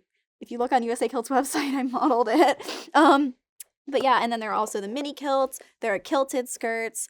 They don't feel like skirts though. They definitely have a different feel. The kilt style garment has a different feel than like a skirt that I would wear that I get from any store or anything like that. So I feel like they're still differentiated. You've got the buckles, you've got the pleats. They're definitely a little bit more sturdy, even if it's a mini kilt. But yeah, they're definitely, it's different. But you can start out probably if you want to just get involved in tartan wear. Maybe find your family tartan or a tartan that you like, a universal, whatever. You do scarves. I mean, there are a lot of options for sure. But if you want to wear kilts, just do it. I feel like that goes back to kind of our controversial or unpopular opinions of, I personally think that you should just do whatever you want. Some people prefer the knee-length kilt because it's not so modest that it's going down to like the floor or going down to your mid-calf, and it's not giving you that like too classical look. But some people and women are not comfortable with the mini kilts. So sometimes that knee-length skirt or knee-length kilt is their comfort zone. And so I'd say if that's the case, then just wear the kilt that's for men because it's great. I have tons of them. I love them. But yeah, I think the commenter had mentioned like maybe it's easier for women to get into kilts because of skirts, but I don't think that's true. And I think that you probably can confirm. Sure. It's yes, the majority of a reasonable majority of our customers are men, although we are getting more, the more women stuff we kind of play around with in the shawls and the stoles and the wraps and things, we're getting a little bit more of that. But in Highland wear, men are more the peacocks, and it's not typical in many other things where, it's a man's in a black tuxedo and, it's just basically the cuddle of the lapel or something that differentiates from one to the other. So yes, in Highland wear, it is kind of flipped on its head a little bit. But if you're a woman getting into it, you can wear, a like you were pointing out, a mini kilt, the kilted skirt. You can wear a man's kilt. I would also put a little bit of a twist on it in that you could wear a kilted skirt, which is typically like mid-calf kind of level, but just have it made a little bit shorter. If you want something a little bit lighter and you don't want as much weight in the back and the swing of the pleats, then a kilted skirt's understood. It feels fun. I don't know. I loved it. Like watching it's pipe band. I know I totally like cut this off, but it's so special. Like the feeling of walking with a heavy pleated kilt, and walking around, like especially with a group of people, like you're all like doing it together. I love the feeling of the pleats moving. Do they have to move in unison? When you're marching, they do. That'd be sweet. Like if you're marching into the circle, like I would watch videos of our competitions and stuff like that, and then I would just see us, and all the pleats are just like. They make the noise too. Mew mew. They're small cats. They do make that noise. follow behind them. Yeah. Mew mew mew. And Like you can't in hear it unison. over the pipes and drums. Well, that's what's in the why bag. See the bagpipe joke. The cat's in the bag. No. We don't not insult the cat bagpipes. I'm not allowed. joke. Yeah. Rocky. Okay. kidding. Back on topic. Yeah. Please. No, but I would say this. Your other point about, if you're a little nervous for whatever reason about, you don't want to wear a skirt or a kilted skirt or a mini kilt, or you're afraid to wear a man's kilt, you could wear a shawl, you could wear a stole. There's all kinds of different things. My other point would be, you just have to start. Period. You're never going to be, perfectly, GQ model or Mademoiselle, I don't know, insert women's magazine here, front cover model the first time you do anything. You always screw up something the first time you do it. But you'll never get to where you want to go unless you start doing something. And fashion within women's wear within, Highland wear within, tartan is a lot more fluid, a lot more forgiving for women's stuff than it is for men. There's a lot more faux pas and tradition and convention around men's wear than there is women's wear. So it's, to some degree, it's easier and more forgivable to make those, horrible mistakes. How dare you wear I know. sporin? Oh, I would never. Don't talk to the hand. But it's no, it's you're fine. You're fine. Try, look. If anything, look at a couple different outfits. Like think about like how you go to a barber or to a hairdresser. Like, hey, I saw this picture in this magazine and this picture in this magazine. Can you make my hair look like these? So do a same kind of thing or a similar kind of thing with your kilt outfit or with your style. Figure out the style that you want to emulate and then aim for that. That actually ties perfectly. I almost forgot to answer the secondary question too, but that's literally how I get my outfits. It's just by like honestly consuming and having silhouettes that I enjoy, that I've seen and that I like, and oh, that pairs nicely on this person. It just kind of lives in my brain. Like this is not like an outfit that you buy somewhere. This is just a sweater that I have. I thrifted it and I like it. But with my more like flashy, showy outfits, I love the look of a corset with a mini kilt. I love it. The corsets are also functional for me, so I don't pass out when I'm doing stage shows. But compression Hold her garments. up. Well, they're compression garments, and they help with my like blood circulation disorder, holla. So it's nice. But anyway, that's kind of nice. I usually pick pieces up as I go, though. So I'll hit up a festival. Sometimes I'm at Scottish Games and I see a vendor and I like them. That's how I used to find my stuff. Now I get it from USA Kilts. But yeah, I'll find a corset vendor there. I'll like what they have. Find little bags, belts that I could see it working with this thing, and I'll pick them up that way. A good corset place is Corset Story. If I definitely have gotten a bunch of corsets off of Corset Story. I think I have like 15 from them. So watch for their sales also. Watch for their sales. They usually do like a 5 for 1. And that's when I'll get like my big That's orders. a lot of corsets. It's a lot of corsets, but a lot of variety. A lot of, there's a plain black, but then you can get like a Wonder Woman style corset. I don't have that one. I should get it, but it's really cool. But anyway, so that's something. Wonder Woman playing the bagpipes. I've Okay. done the Wonder Woman theme. Really? With Mia. Okay. You should come see us on tour. Have we mentioned? We're not doing Wonder Woman, but yeah, so it's fun. I think just have your eye open for things that you like, see the things that you like, and then just go find them. And you brought up an interesting point of festivals or Ren fairs or wherever you are going. Those places, are a great, mall, if you will, a collection of a bunch of different vendors. So, maybe look at, a bunch of different stores while you are there and try to go there specifically with the mindset of, okay, I want to look for like the coolest corset that I can find here. I want to look for the coolest kilt belt buckle or whatever it is. But shop at those places for those things. Now, be aware, a lot of those things will be cheap.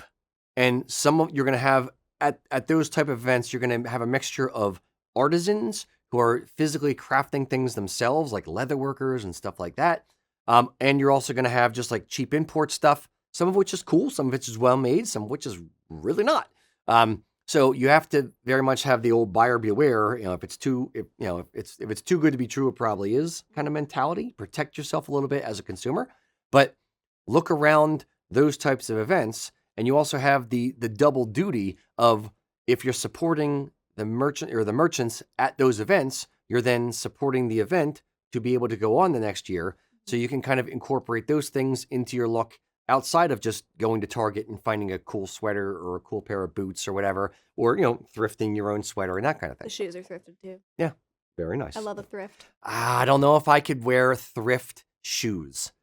Having someone else's feet in my shoes for a long period of time skews me out of it. Especially if they're still there when you buy them. Yeah, no, I definitely done that before. No, I could tell that these ones in particular hadn't been worn a ton. There weren't really scuffs, and like you could see there wasn't like wear on the inside. Right. I think a lot of times that's what you're gonna find. Like sometimes they even still have the tags on them and they're in the box.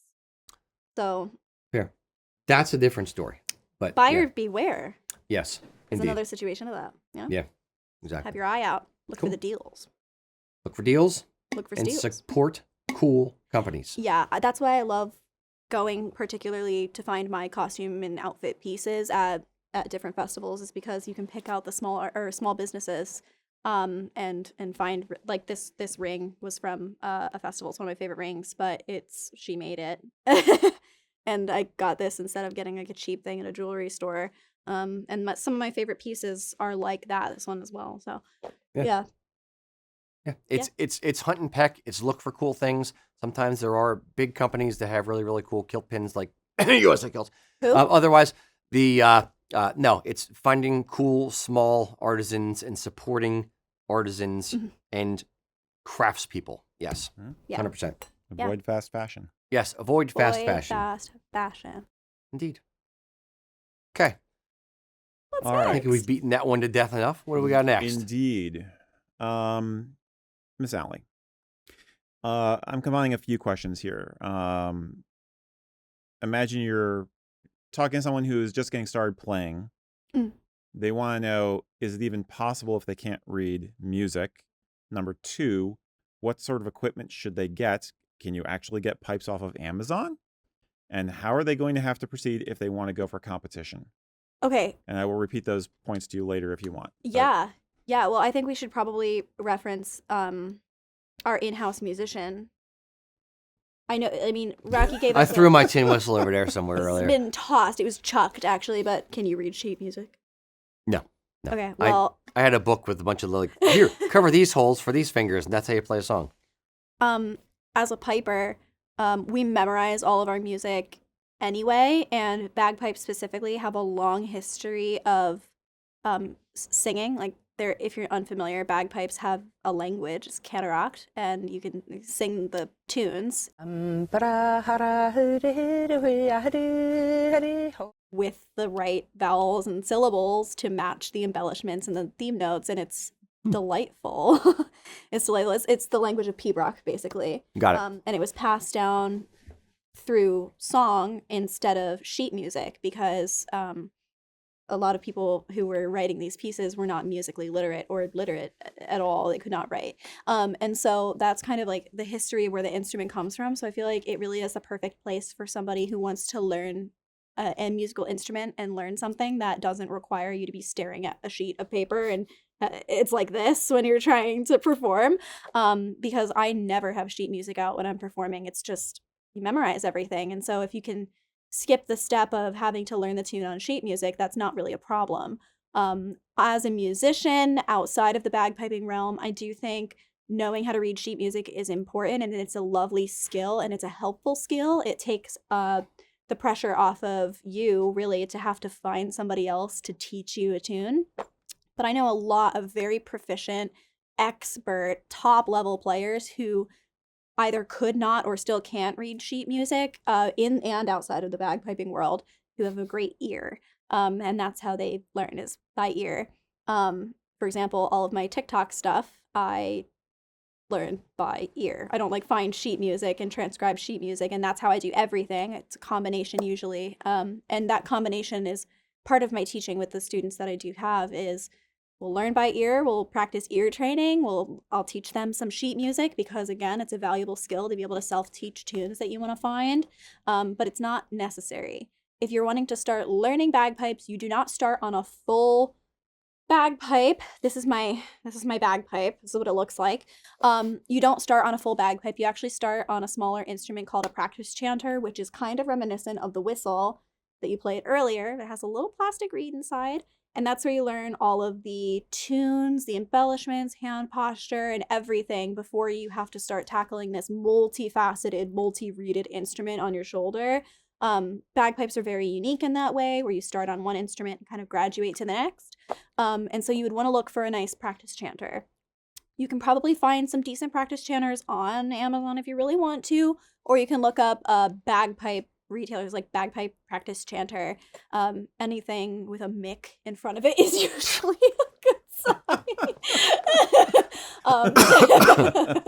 McCallum, McClellan, G1, Henderson. If it's a Scottish-looking last name, RG Hardy's or RG yeah. Hardy's. But any practice chanter will really do. It's a lot more forgiving than a whole bagpipe. But please do not buy a bagpipe. Please do not buy a bagpipe on Amazon. So what kind of for someone who's getting started and wants to buy a chanter? Yes. Okay. Practice chanter. What should they expect to spend? Now, if you buy a cheap practice chanter, it's going to sound bad. Not necessarily. Okay. Yeah, not necessarily. I think one of my favorite practice chanters to play is the first one that I have got.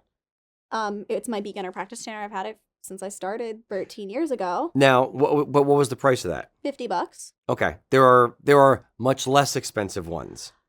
I think the average low-end practice chanter that you can purchase is around, now in 2023, $50-$60.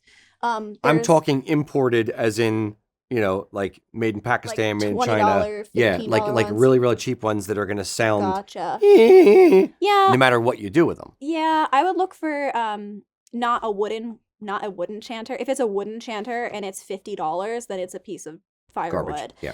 Or garbage. But we like to repurpose. If it doesn't have any weird varnishes on it, it can be firewood. So reduce, reuse, recycle. Please don't burn instruments. But yeah, usually decent practice chanters are actually a synthetic material. I would check out g1reeds.com. They have a pretty inexpensive practice chanter, and that's what I usually recommend to people. But yeah, you can get McCallum, McClellan, Hardy, Henderson. They all have plastic Plastic practice chanters. That'll be decent quality. They're really durable. Great for kids too. You drop them, they're not going to break. So yeah, my black beginner practice chanter was tossed out of a cab in Scotland and survived. But you can also get higher quality ones. I have questions about why a practice chanter was tossed out of a cab, but I'll leave that.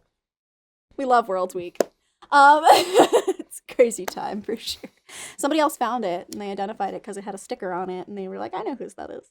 Oh, nice. So I got my chanter back, and I still play it all the time. And then there's my more showy chanter that I'll play like in stage shows. That one's the Maverick chanter. It's a very high quality chanter. It's a little bit like around $200 which is still so reasonable for a musical instrument.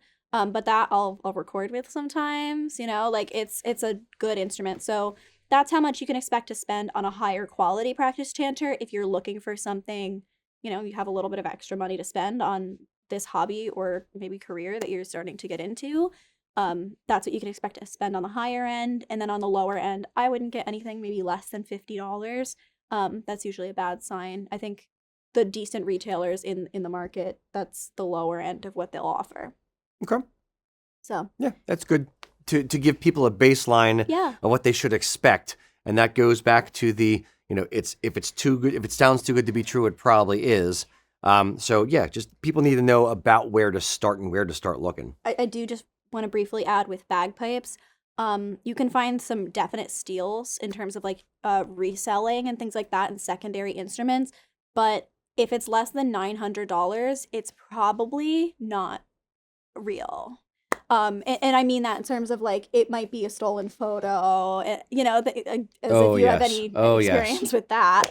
But yeah, so if the price is really low and it looks like a real, visually, that looks like a bagpipe that I've seen people play, I would double check on that and do a little bit of buyer beware. Yeah. But an average decent bagpipe that will get you sound and won't fall apart on you, and it will work and you can get a good tune out of it, will probably be about $1,000 US. That would be a starter level. Starting point, yeah. I have a great set of bagpipes that I played in the Worlds. That's around what they were, I think $1,200-$1,300. And then I have some that are valued much higher. And then I have some, I think the set that I play is around there as well. So they're not going to be bad bagpipes, but if it's $100 on Amazon or $300 for a kit on Amazon, it won't work.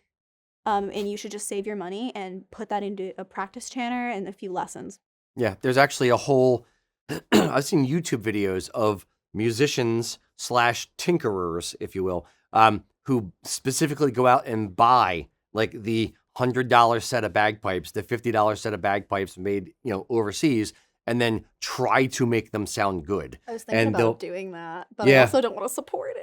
Yeah, and it takes a lot of time, a lot of effort, a lot of patience, Yeah. and fine tuning to make something sound reasonable, even. Or even function. Yes. Sometimes. Yeah. So ultimately, if you're going to do this, or no matter what you're doing, generally in life, buy it from a reputable vendor and vet the company that you're buying from. Because if it looks bad and they have or if it looks good, but they have a ton of horrible reviews, either, through Yelp or the Google reviews or whatever, all the people are saying like, this is not what it said it was. It's a ripoff. Don't do it. Don't do it. Don't do it. You should probably listen at some point. Unless you want to waste your money. Godspeed. Good luck. I don't have money to waste. Do you have money to waste? Only on very specific things. I'll waste it though. Fair. But don't waste your time. Yeah. Get the right thing for the Yeah. right job. And I've noticed as well, I think there must be just I know there's fakes everywhere, but must be something within the community too. There's a lot of, I get it all the time. People tag me in their fake kilt shop posts. I get tagged in a lot of posts from kilt shops that are selling kilts for like $20. If you're getting a kilt for $20, it's not I did one time buy a kilt off of Amazon. It was an emergency. And it's a piece of garbage. I'll tell you, it's nasty. I should bring it sometime and you can look at it just for fun. But there are a lot of people out there who are trying to capitalize off of people wanting to be involved in the culture. And they'll spam you and, with these really crappy products for a low price and kind of like give you a false sense of security. But the fast fashion of bagpiping and kilts is horrific. Yeah. Like with fast fashion, you can at least wear the shirt. You know what I mean? Like this is not that situation. It's a scam. Now, when they're tagging you in the videos, I'm curious, are they tagging you, or are they hashtags, and are they trying to do it? In my opinion would be they're probably trying to do it just so that it gets more, views on the post or whatever, which is kind of a shitty thing to do anyway. To utilize someone else's brand for your own, exploitive purposes. There's on Instagram, if you're not familiar, there's a tab where you can see tagged posts. Mm-hmm. And so for influencers, that's usually where you'll find their friends who've tagged them in posts on their own pages, and that's where you'll find collaborative things that they've done, and they'll be tagged. It's on a separate section, so anybody can tag me in a post, and in that way, it can still show up on my profile. That is so bad. Because all of my followers can go see it.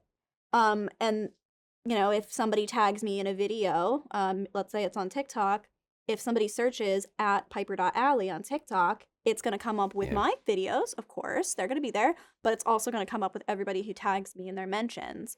And so when they're using my name, when they're using my likeness or things of that sort, whether I want it to or not, that can get pushed out to my audience, which is unfortunate. And I actually very heavily watch my mentions, especially on Instagram, because I get a lot of kilt shop. Oh, ones. I know. Oh no, the number of companies that contact us from Pakistan specifically, like, hey, we can make kilts for you, and you need to do this. We partner with you on this. It's like, no, just leave me alone. You do your thing. I'm going to do my thing.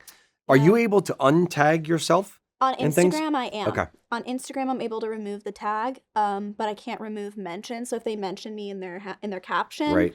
I can remove the tag. It won't show up on my profile, but I can't remove the fact that they've used my name. I could ask them to take it down, but I can't remove mentions usually, just the actual tag and the fact that it shows up on my page. Yeah, I hate unscrupulous business practices. Rassin, build your own thing, people. Mm-hmm. Mr. Eric, you have a yeah.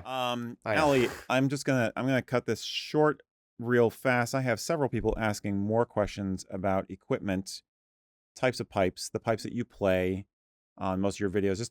Just one word answer. What are the pipes we see you playing in most of your videos? McClellan bagpipes.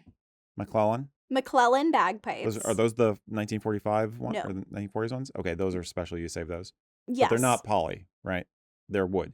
My vintage pipes are No, the ones you play on your videos. they are Durlin. So Durham. they are a Okay. synthetic. Okay. They're what I call my tour pipes. Okay. They're what I one travel of the with. viewers was wondering that.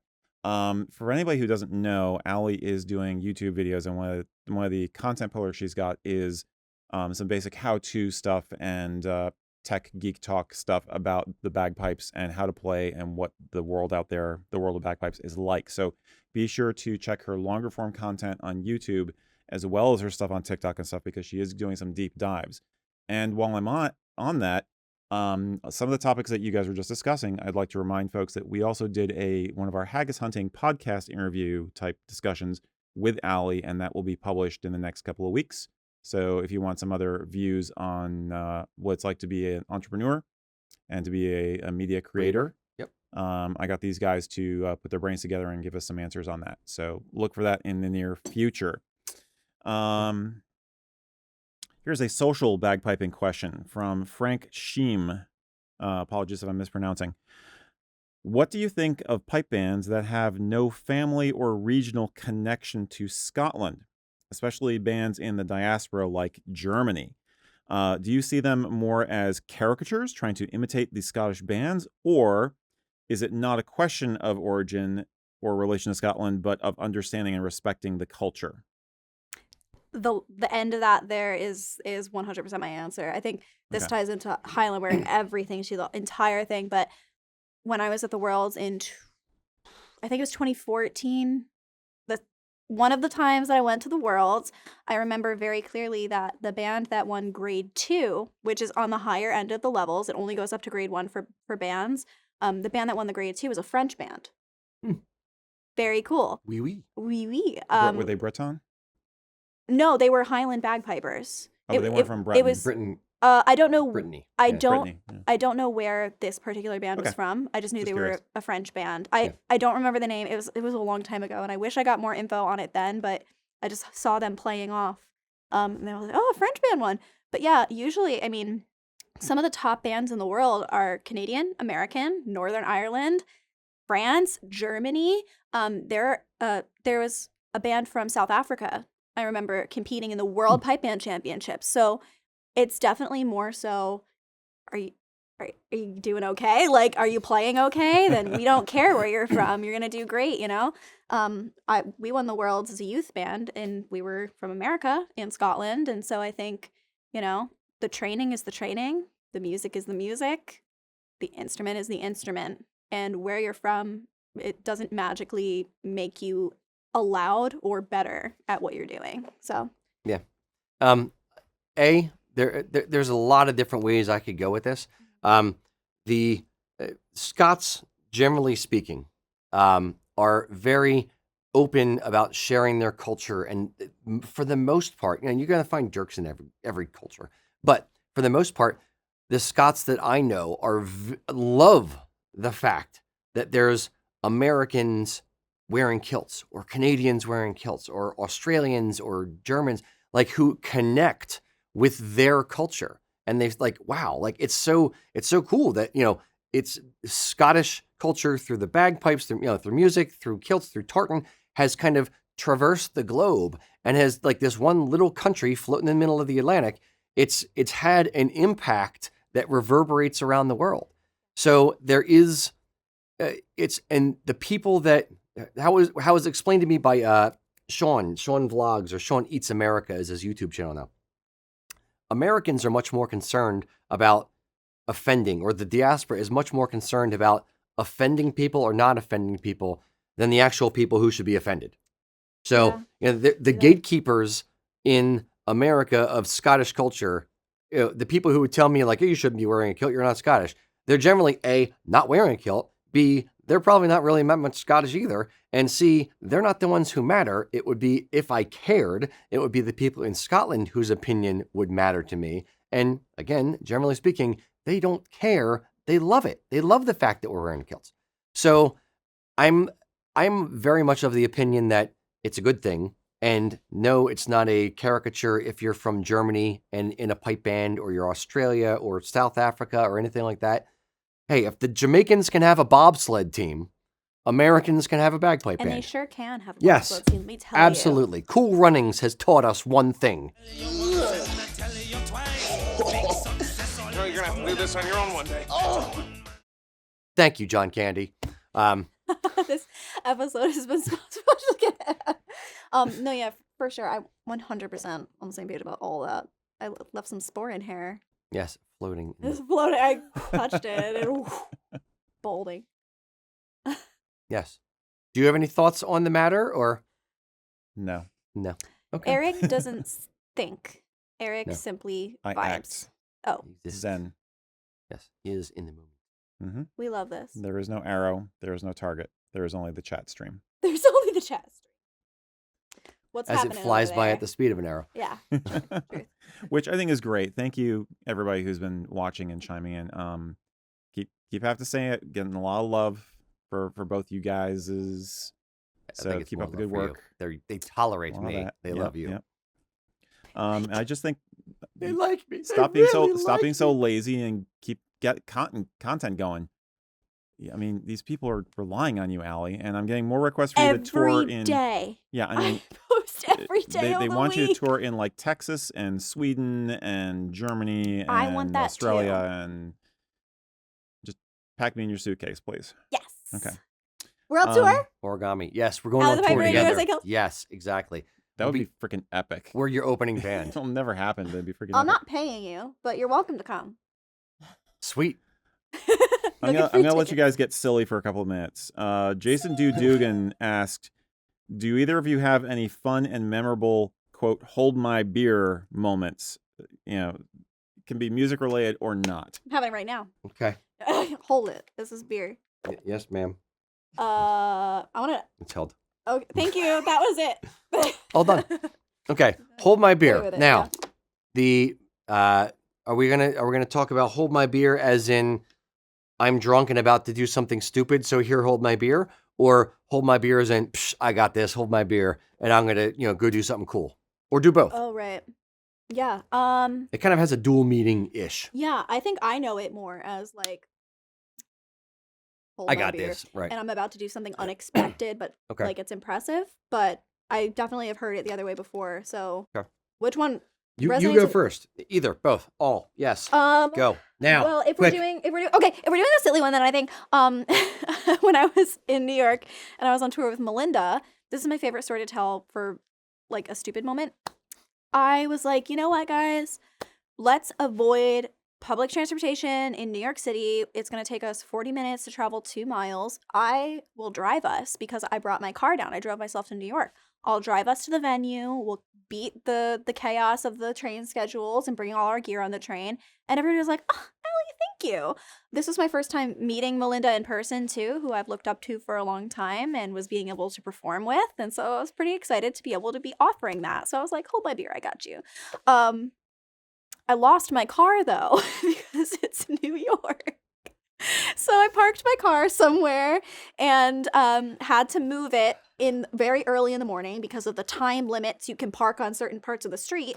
And so I moved it in a very sleepy haze and forgot to drop a pin on my phone. I was gonna say, they make apps. Yeah, I know. I forgot to drop a pin because it was just early and I didn't remember where her apartment was. And so I got back to the apartment, went back to sleep, and then woke up. And then we had to go later to the venue, and they were standing on the curb with all the gear.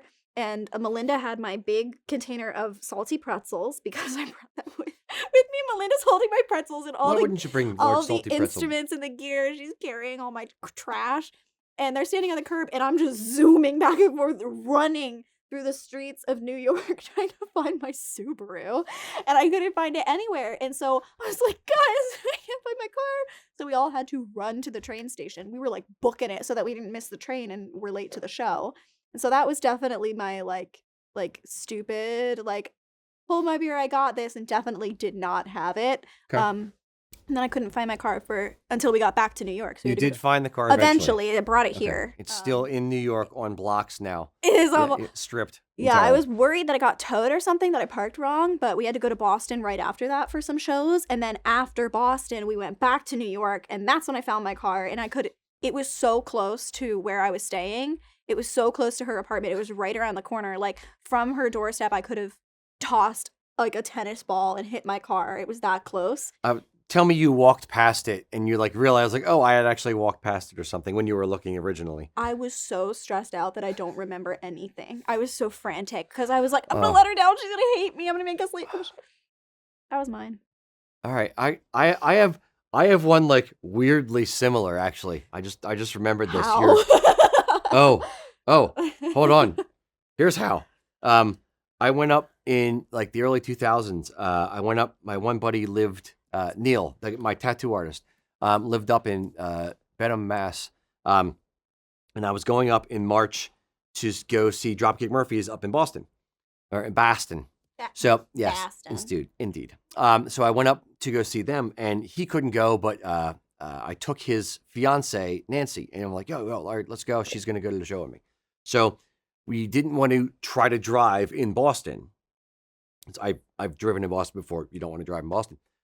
So we got on the T, but we had, a few stops out from Boston, jumped on the T, took the train into Boston. End of the show, came back out, got off at the wrong stop, thinking it was the stop where my car was parked, and was scared to death because we were walking around a parking lot, like it's just a parking garage, so they're all kind of nondescript. So we're walking around like, oh my God, my car's stolen. We're freaking out for like an hour. And I'm like, this is where I'm like, did we park at a different spot? So we eventually got back on the T and went to the next stop and found my car waiting there, unstolen, unabandoned. It's the Yes. city curse. It is. It's the damn cities. Yes. Yeah. When you're from the suburbs, cities scare me. Cities scare me too, a little bit. I'm gonna perform in a bunch of them. I don't have to be in them, but they do scare me. Be nice to me. Okay, so let's do the other side. The hold my beer where you just kicked ass and took names. I think the hold my beer, like for what I picture, like hold my beer, I got this, is probably like adding bagpipes to like guitar solo, like epic, like iconic guitar solos, because I feel like people aren't expecting that with like the guitar bends and the whammy bar and stuff like that. They're not expecting to hear that on the bagpipes, and so it's just like, oh my God, she did that, and it's like very like surprising and like flashy to them. And I recently had like so many of those all in a chunk go viral, and so that is very fresh in my brain. Fair. I did Freebird. I Yes. did Freebird. on She the just did bagpipes. Freebird twice. Once did- with the guitar and then once without the guitar. Yeah. And that popped off pretty good. Yeah, it was a weird situation where both of them went viral. One has like 2 million views on my TikTok, and then the next one has over 1 million also on my TikTok, and it was the next day. And I usually don't have back-to-back viral videos, but a repost of it also went viral on Twitter, and then another repost of it also went viral on Reddit. And so it's just like a lot of people were like, "Wow, that was Nice. not what I was expecting to hear today." Now when you did before you did that, do you have the gut feel of, yep, I know this is good. I know either leading into the song, like, yes, this song is going to kick ass. This is going to be great. This is going to work. And, or after you record the video, like, yes, I nailed it. I got it. It's going to go. And do you post with that confidence? Can you tell what's going to hit and what's not? From like the many hours I spend researching my analytics, I definitely have a good idea of what's going to perform decently, but the algorithm is really difficult. You can perform really well. You can have a very good video. It can be done well. It can be like everything can fit the boxes and it won't, go viral, but there are some times where you're just like, it can't not. Yeah. You know what I mean? And I It's think so squarely in your it's- alley. Yeah. Well, as far as I know, no one's played Freebird on the bagpipes before. I've tried to like look it up and I haven't seen anything. I mean, you can definitely correct me if I'm wrong, anybody, but it was one of those things where like I didn't think it was possible until I actually tried it. And I couldn't find anything of people doing it before. And so I was like, oh, it's actually possible. This has viral potential. And I was definitely like, this has the potential to go viral for sure. Because it fits into the niche of the other things that I've gotten to go viral, like Through the Fire and Flames. It repeatedly goes viral for me. Carry On My Wayward Son, and Finger Guns for that. And then, yeah, so things of that nature, those tend to be the things that get viral potential. And so this one definitely fit into that, has viral potential. But then, like, the video that I posted after, it was Hail to the King by Avenged Sevenfold. Right. I didn't think that was going to go viral, and it did. And then Is there a momentum thing you think at play? No, there's not, Okay. because the video I posted before that did not go viral. Okay. It was Freebird, shipping up to Boston, did not go viral, probably because I was promoting the tour. Yeah. And then Hail to the King did go viral. And then right after that, I did Hallowed Be Thy Name by Iron Maiden. And I felt so good about that one. And it Yes. okay, you should go watch the video because I nailed it. I nailed the guitar solo, and I even like improv'd over it and like made it harder than it needed to be, and like I practiced it, and I was like, this has viral potential, and then it kind of more or less flopped. Right. Flopped in comparison. Yeah. It didn't flop. It still got tens of thousands of views, but it did not get over 1 million views, you know what I mean? So Sorry, my 50,000 view video flopped. 50,000 is great. But when you have 1.4 million followers, Yes, I get it. and the video before it's Yes. over 1 million, you hope. Yeah, understood. Yeah, but that was just like, that's kind of the example. I had the feeling. I was like, this could happen. This could be the one. And then it was, and I was like, I knew it. Yeah. But I don't Dude. always know it. See, I had a weird, hold my beer one, but it's I'll kind of jump off of yours. There are certain things where I have that same gut feel of like a question we're going to answer on the show, or like my hot take on something, or even like when we're answering questions, if I'm doing an answer the way it's in my brain and it's coming out the right way, unlike me speaking right now, where I'm tripping over words. But when I nail it, I feel like I nail it, and you're just like, yes, this is going to be good. So I get that same kind of thing. So I don't know if it's if it's fully a hold my beer, I got this, cocky going into it, but as you're doing it, I know when it's going to work. I've had that feeling about certain products on occasion. That makes Like sense. we design something or design a tartan, and it's just like, yeah, well, yeah. Did you have that feeling with the Kilts and Culture tartan? I did, and I didn't, and I did. When I designed the Kilts and Culture tartan, I had 4 versions. One with like more like basically they're all very, very similar to that. Yeah. But one where it was like more reds and like no gold. Then one Ooh. with golds but no red, and then and one other one, and then this. I love it. And I remember like market research, asking 5 people, what they think of it. And I think we asked the mods in our Facebook group. And I kind of went around like, hey, what do you think of these 4? Which one's your favorite? What's your gut? Yeah. And most of the people went to that one because it was a little bit more balanced, had a little bit more interest. And I was just like, yeah. And the more I looked at it, the more I'm like, yep, it feels right. That's the one. And then we did it, and it's done very, very well. And I came across the original 4-square file of like the 4 tartans side by side, and I'm looking at them like, what was I thinking? Nope, this was definitely the one. Yeah. And now it all the others felt like something completely different, and this is what it was meant to be the whole time. So interesting. Yeah, it like solidifies it. Yeah. That's so cool. I was just curious. And I'm sorry to like interject, but I was curious. I just have a question. Did you know that the kind of like the tartan game that you guys have been doing on TikTok would pick up and have some virality? Which tartan game? The one that went really viral. The one where Name your favorite this, name your favorite that. This for that. Like I think you had done a Valentine's Day, like tartans for Valentine's Day. You started like a little, not a game, but like a pillar. A pillar or like a theme. Yeah. And so Vox Pop. Huh? Vox Pop. Vox Pop. Yeah. When you go around and ask people in your group a question like that, it's usually called Vox Pop. Gotcha. But yeah, the one that you had done. The one that went crazy. Went crazy viral. Did you ever think like when you were making that? That's No. usually, I mean, when I started making videos and the first one started to pop off, they were definitely like random, and I was like, oh, I guess people like that.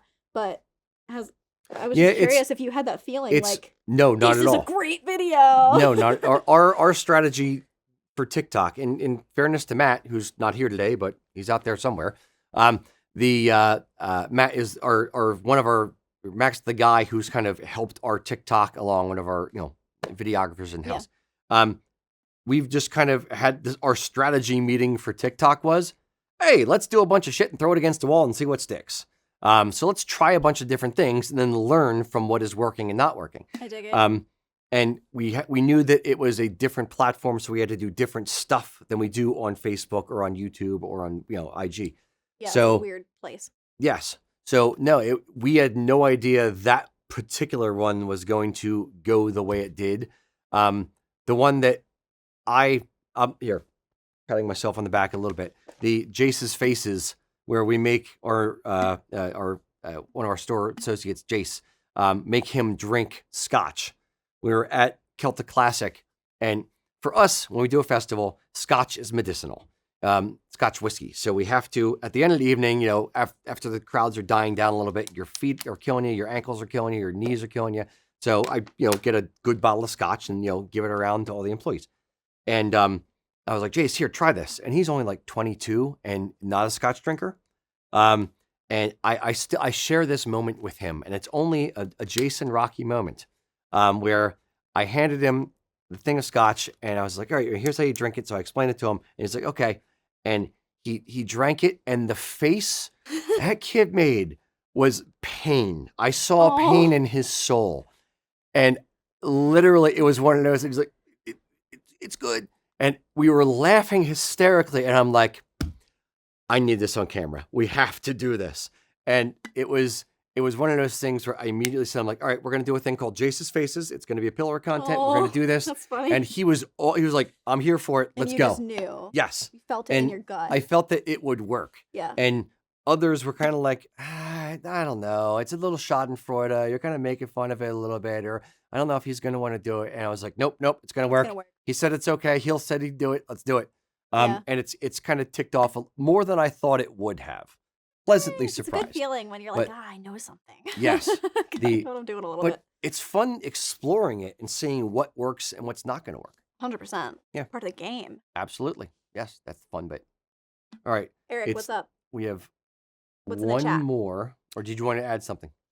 I'd like to help you guys wrap it up. Sure. Number one, a little bit of housekeeping. Allie, you will be performing in New York Tartan Day weekend, correct? Mm-hmm. What is the venue and what's the time of the concert for those who want to go after the parade? Les Poissons Rouges, LPR. And I believe I think it's doors at 6 and then show at 7, or it's doors at 7. 7 o'clock. Be interested in that. All the info on that is on my link tree. We're doing so many cities and they all have a different start time. Understood. But it is it's the Saturday of Tartan weekend. We will be in the parade and joining you afterwards. Looking forward to it. I will be wearing one of my USA kilts. Aww. It might be this one, but it might be the Sterling. I don't know yet. Cool. Whichever one's clean. Whichever one is cleanest by that point, because they're both coming on They're tour. all clean. What are you talking about? And I'd like to. We're gonna go over time with this answer, but I'd like to ask you guys a question of my own. What would you both like to see happen in the next, say, 5 years in the Celtic music scene? What would make you happy? Celtic music scene. Yeah, in the Celtic Gaelic music scene, what would you be happy to see happen? I think in like Celtic / Any of music that, scene, yeah. like just the Celtic in the heritage and music scene, I think is what they're asking.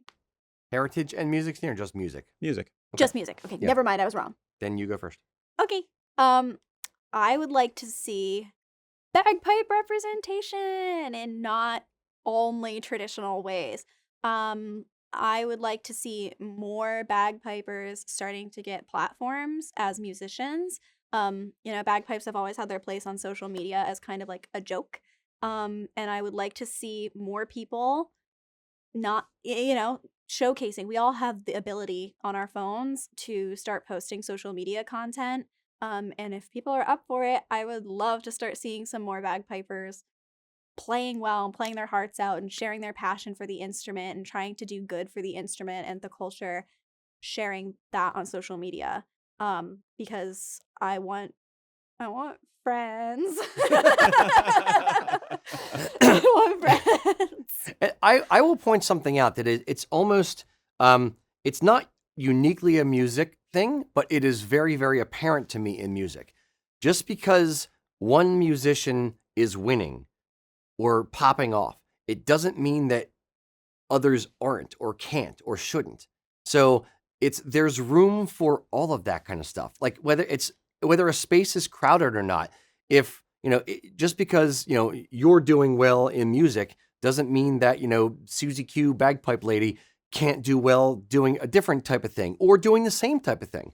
So music is this weird and wonderful space where people are experiencing a thing that because you're winning doesn't mean someone else is losing. It's not a win-loss game. It can be a win-win game. It doesn't have to be a net zero. It can be net positive and all just kind of go together and mesh. Yes, my creator friends and I talk about that all the time, about how, yes, we have a similar niche, like me and Mia, but we're not competitors. We're not competitors. Yeah. We could both have a video go viral on the same day. There's so many people in this world, so many people that art is not a competition, that culture is not a competition. And especially in the Celtic world, the roots of that is collaboration. The roots of Celtic music is like session style playing and group playing. And I would love the social media realm to kind of like match that a little bit in terms of the roots and grow a little bit. I don't want to be the only bagpiper going viral on TikTok playing music. You know what I mean? I want to see other people kind of showcase their musical side as well. So that's what I would like to see. Yeah. Just to belabor the point, because I always do, just because you like Dropkick Murphys doesn't mean you can't like Flogging Molly or you don't like them as much. You can have both CDs. You can have both of those and a classic Beethoven CD as well as a Piper Alley CD. Please get one, by the way. Yes, exactly. But you can like all of these things. You can like ska music and rockabilly music and oi music and punk music and metal music and Celtic music. You can like different things. It's okay. And the more of those types of things you like and you enjoy and you talk about and you purchase music from, the more you're supporting all these communities. What I want to see is more collaborations and broadening things. I love having musical purity for musical purity's sake, meaning like traditional bagpipe music. But I also like seeing like people playing with it, and I like different interpretations. One of my like weirdest bugaboos is like I love Johnny Cash. I'm a huge Johnny Cash fan, and some of the stuff I like most of his were the cover stuff that he did towards the end of his life. My buddy Steve had this weird, like this horribly weird phrase when he's like, first time I listened to Johnny Cash's American recordings, it sounded like somebody basically went up and said, "Hey Johnny, you mind singing these songs before you die?" Because he was just an old man at that point. But it's when you listen to like Johnny Cash's version of Trent Reznor's Hurt, it's a whole different song. When you listen to, Johnny Cash with, Tom Petty's Heartbreakers and like all these different songs that he did covering other artists and doing other things and collaborating with different people, that is the interesting thing. That's what gets people into it. I love back to the Judgment Night soundtrack, where it was all these rock and rap artists going together for one song for different tracks on the album. It was a weirdly seminal piece of album for me. So I love watching the crossover stuff. I love watching the collaboration stuff. The fusion, yes. I want to see more of that. That's where I want to see it go. Celtic music infused, taking over the world. I want that too. Let's do it. Yes. We're doing it. But better than me playing a tin whistle. It kind of has to be. It's a pretty low bar. I would say the bar is on the floor, but the whistle's on the floor. Dude, that bar is actually a line painted on the concrete. That is how low the bar is for you to walk over for that. Yes, indeed. Wow. All right. Good goals. Good chat. Question of the day. I'm kind of springing this. We usually do a question of the day. If you'd like to ask it, I can ask it. I have another one if you want me to, if you're scared because I'm throwing it at you. You want me to ask? Yeah. Okay, good. Great. Question of the day. What song or collaborator do you want to see her do, or who do you want to see her collaborate with? That's a good question. I know it is. That's why I asked it. Thank you for thinking That's of why that. they pay me the big bucks. Mm-hmm. Yeah. Answer that question. Yes. Seriously, I want to know. We want to build collaborations. We want to have more people doing more stuff. She was tagged in freaking Metallica tagged her and did all true. kinds of stuff. I want to know from you guys, who do you want her to collaborate with and what songs do you want her to put the bagpipes on?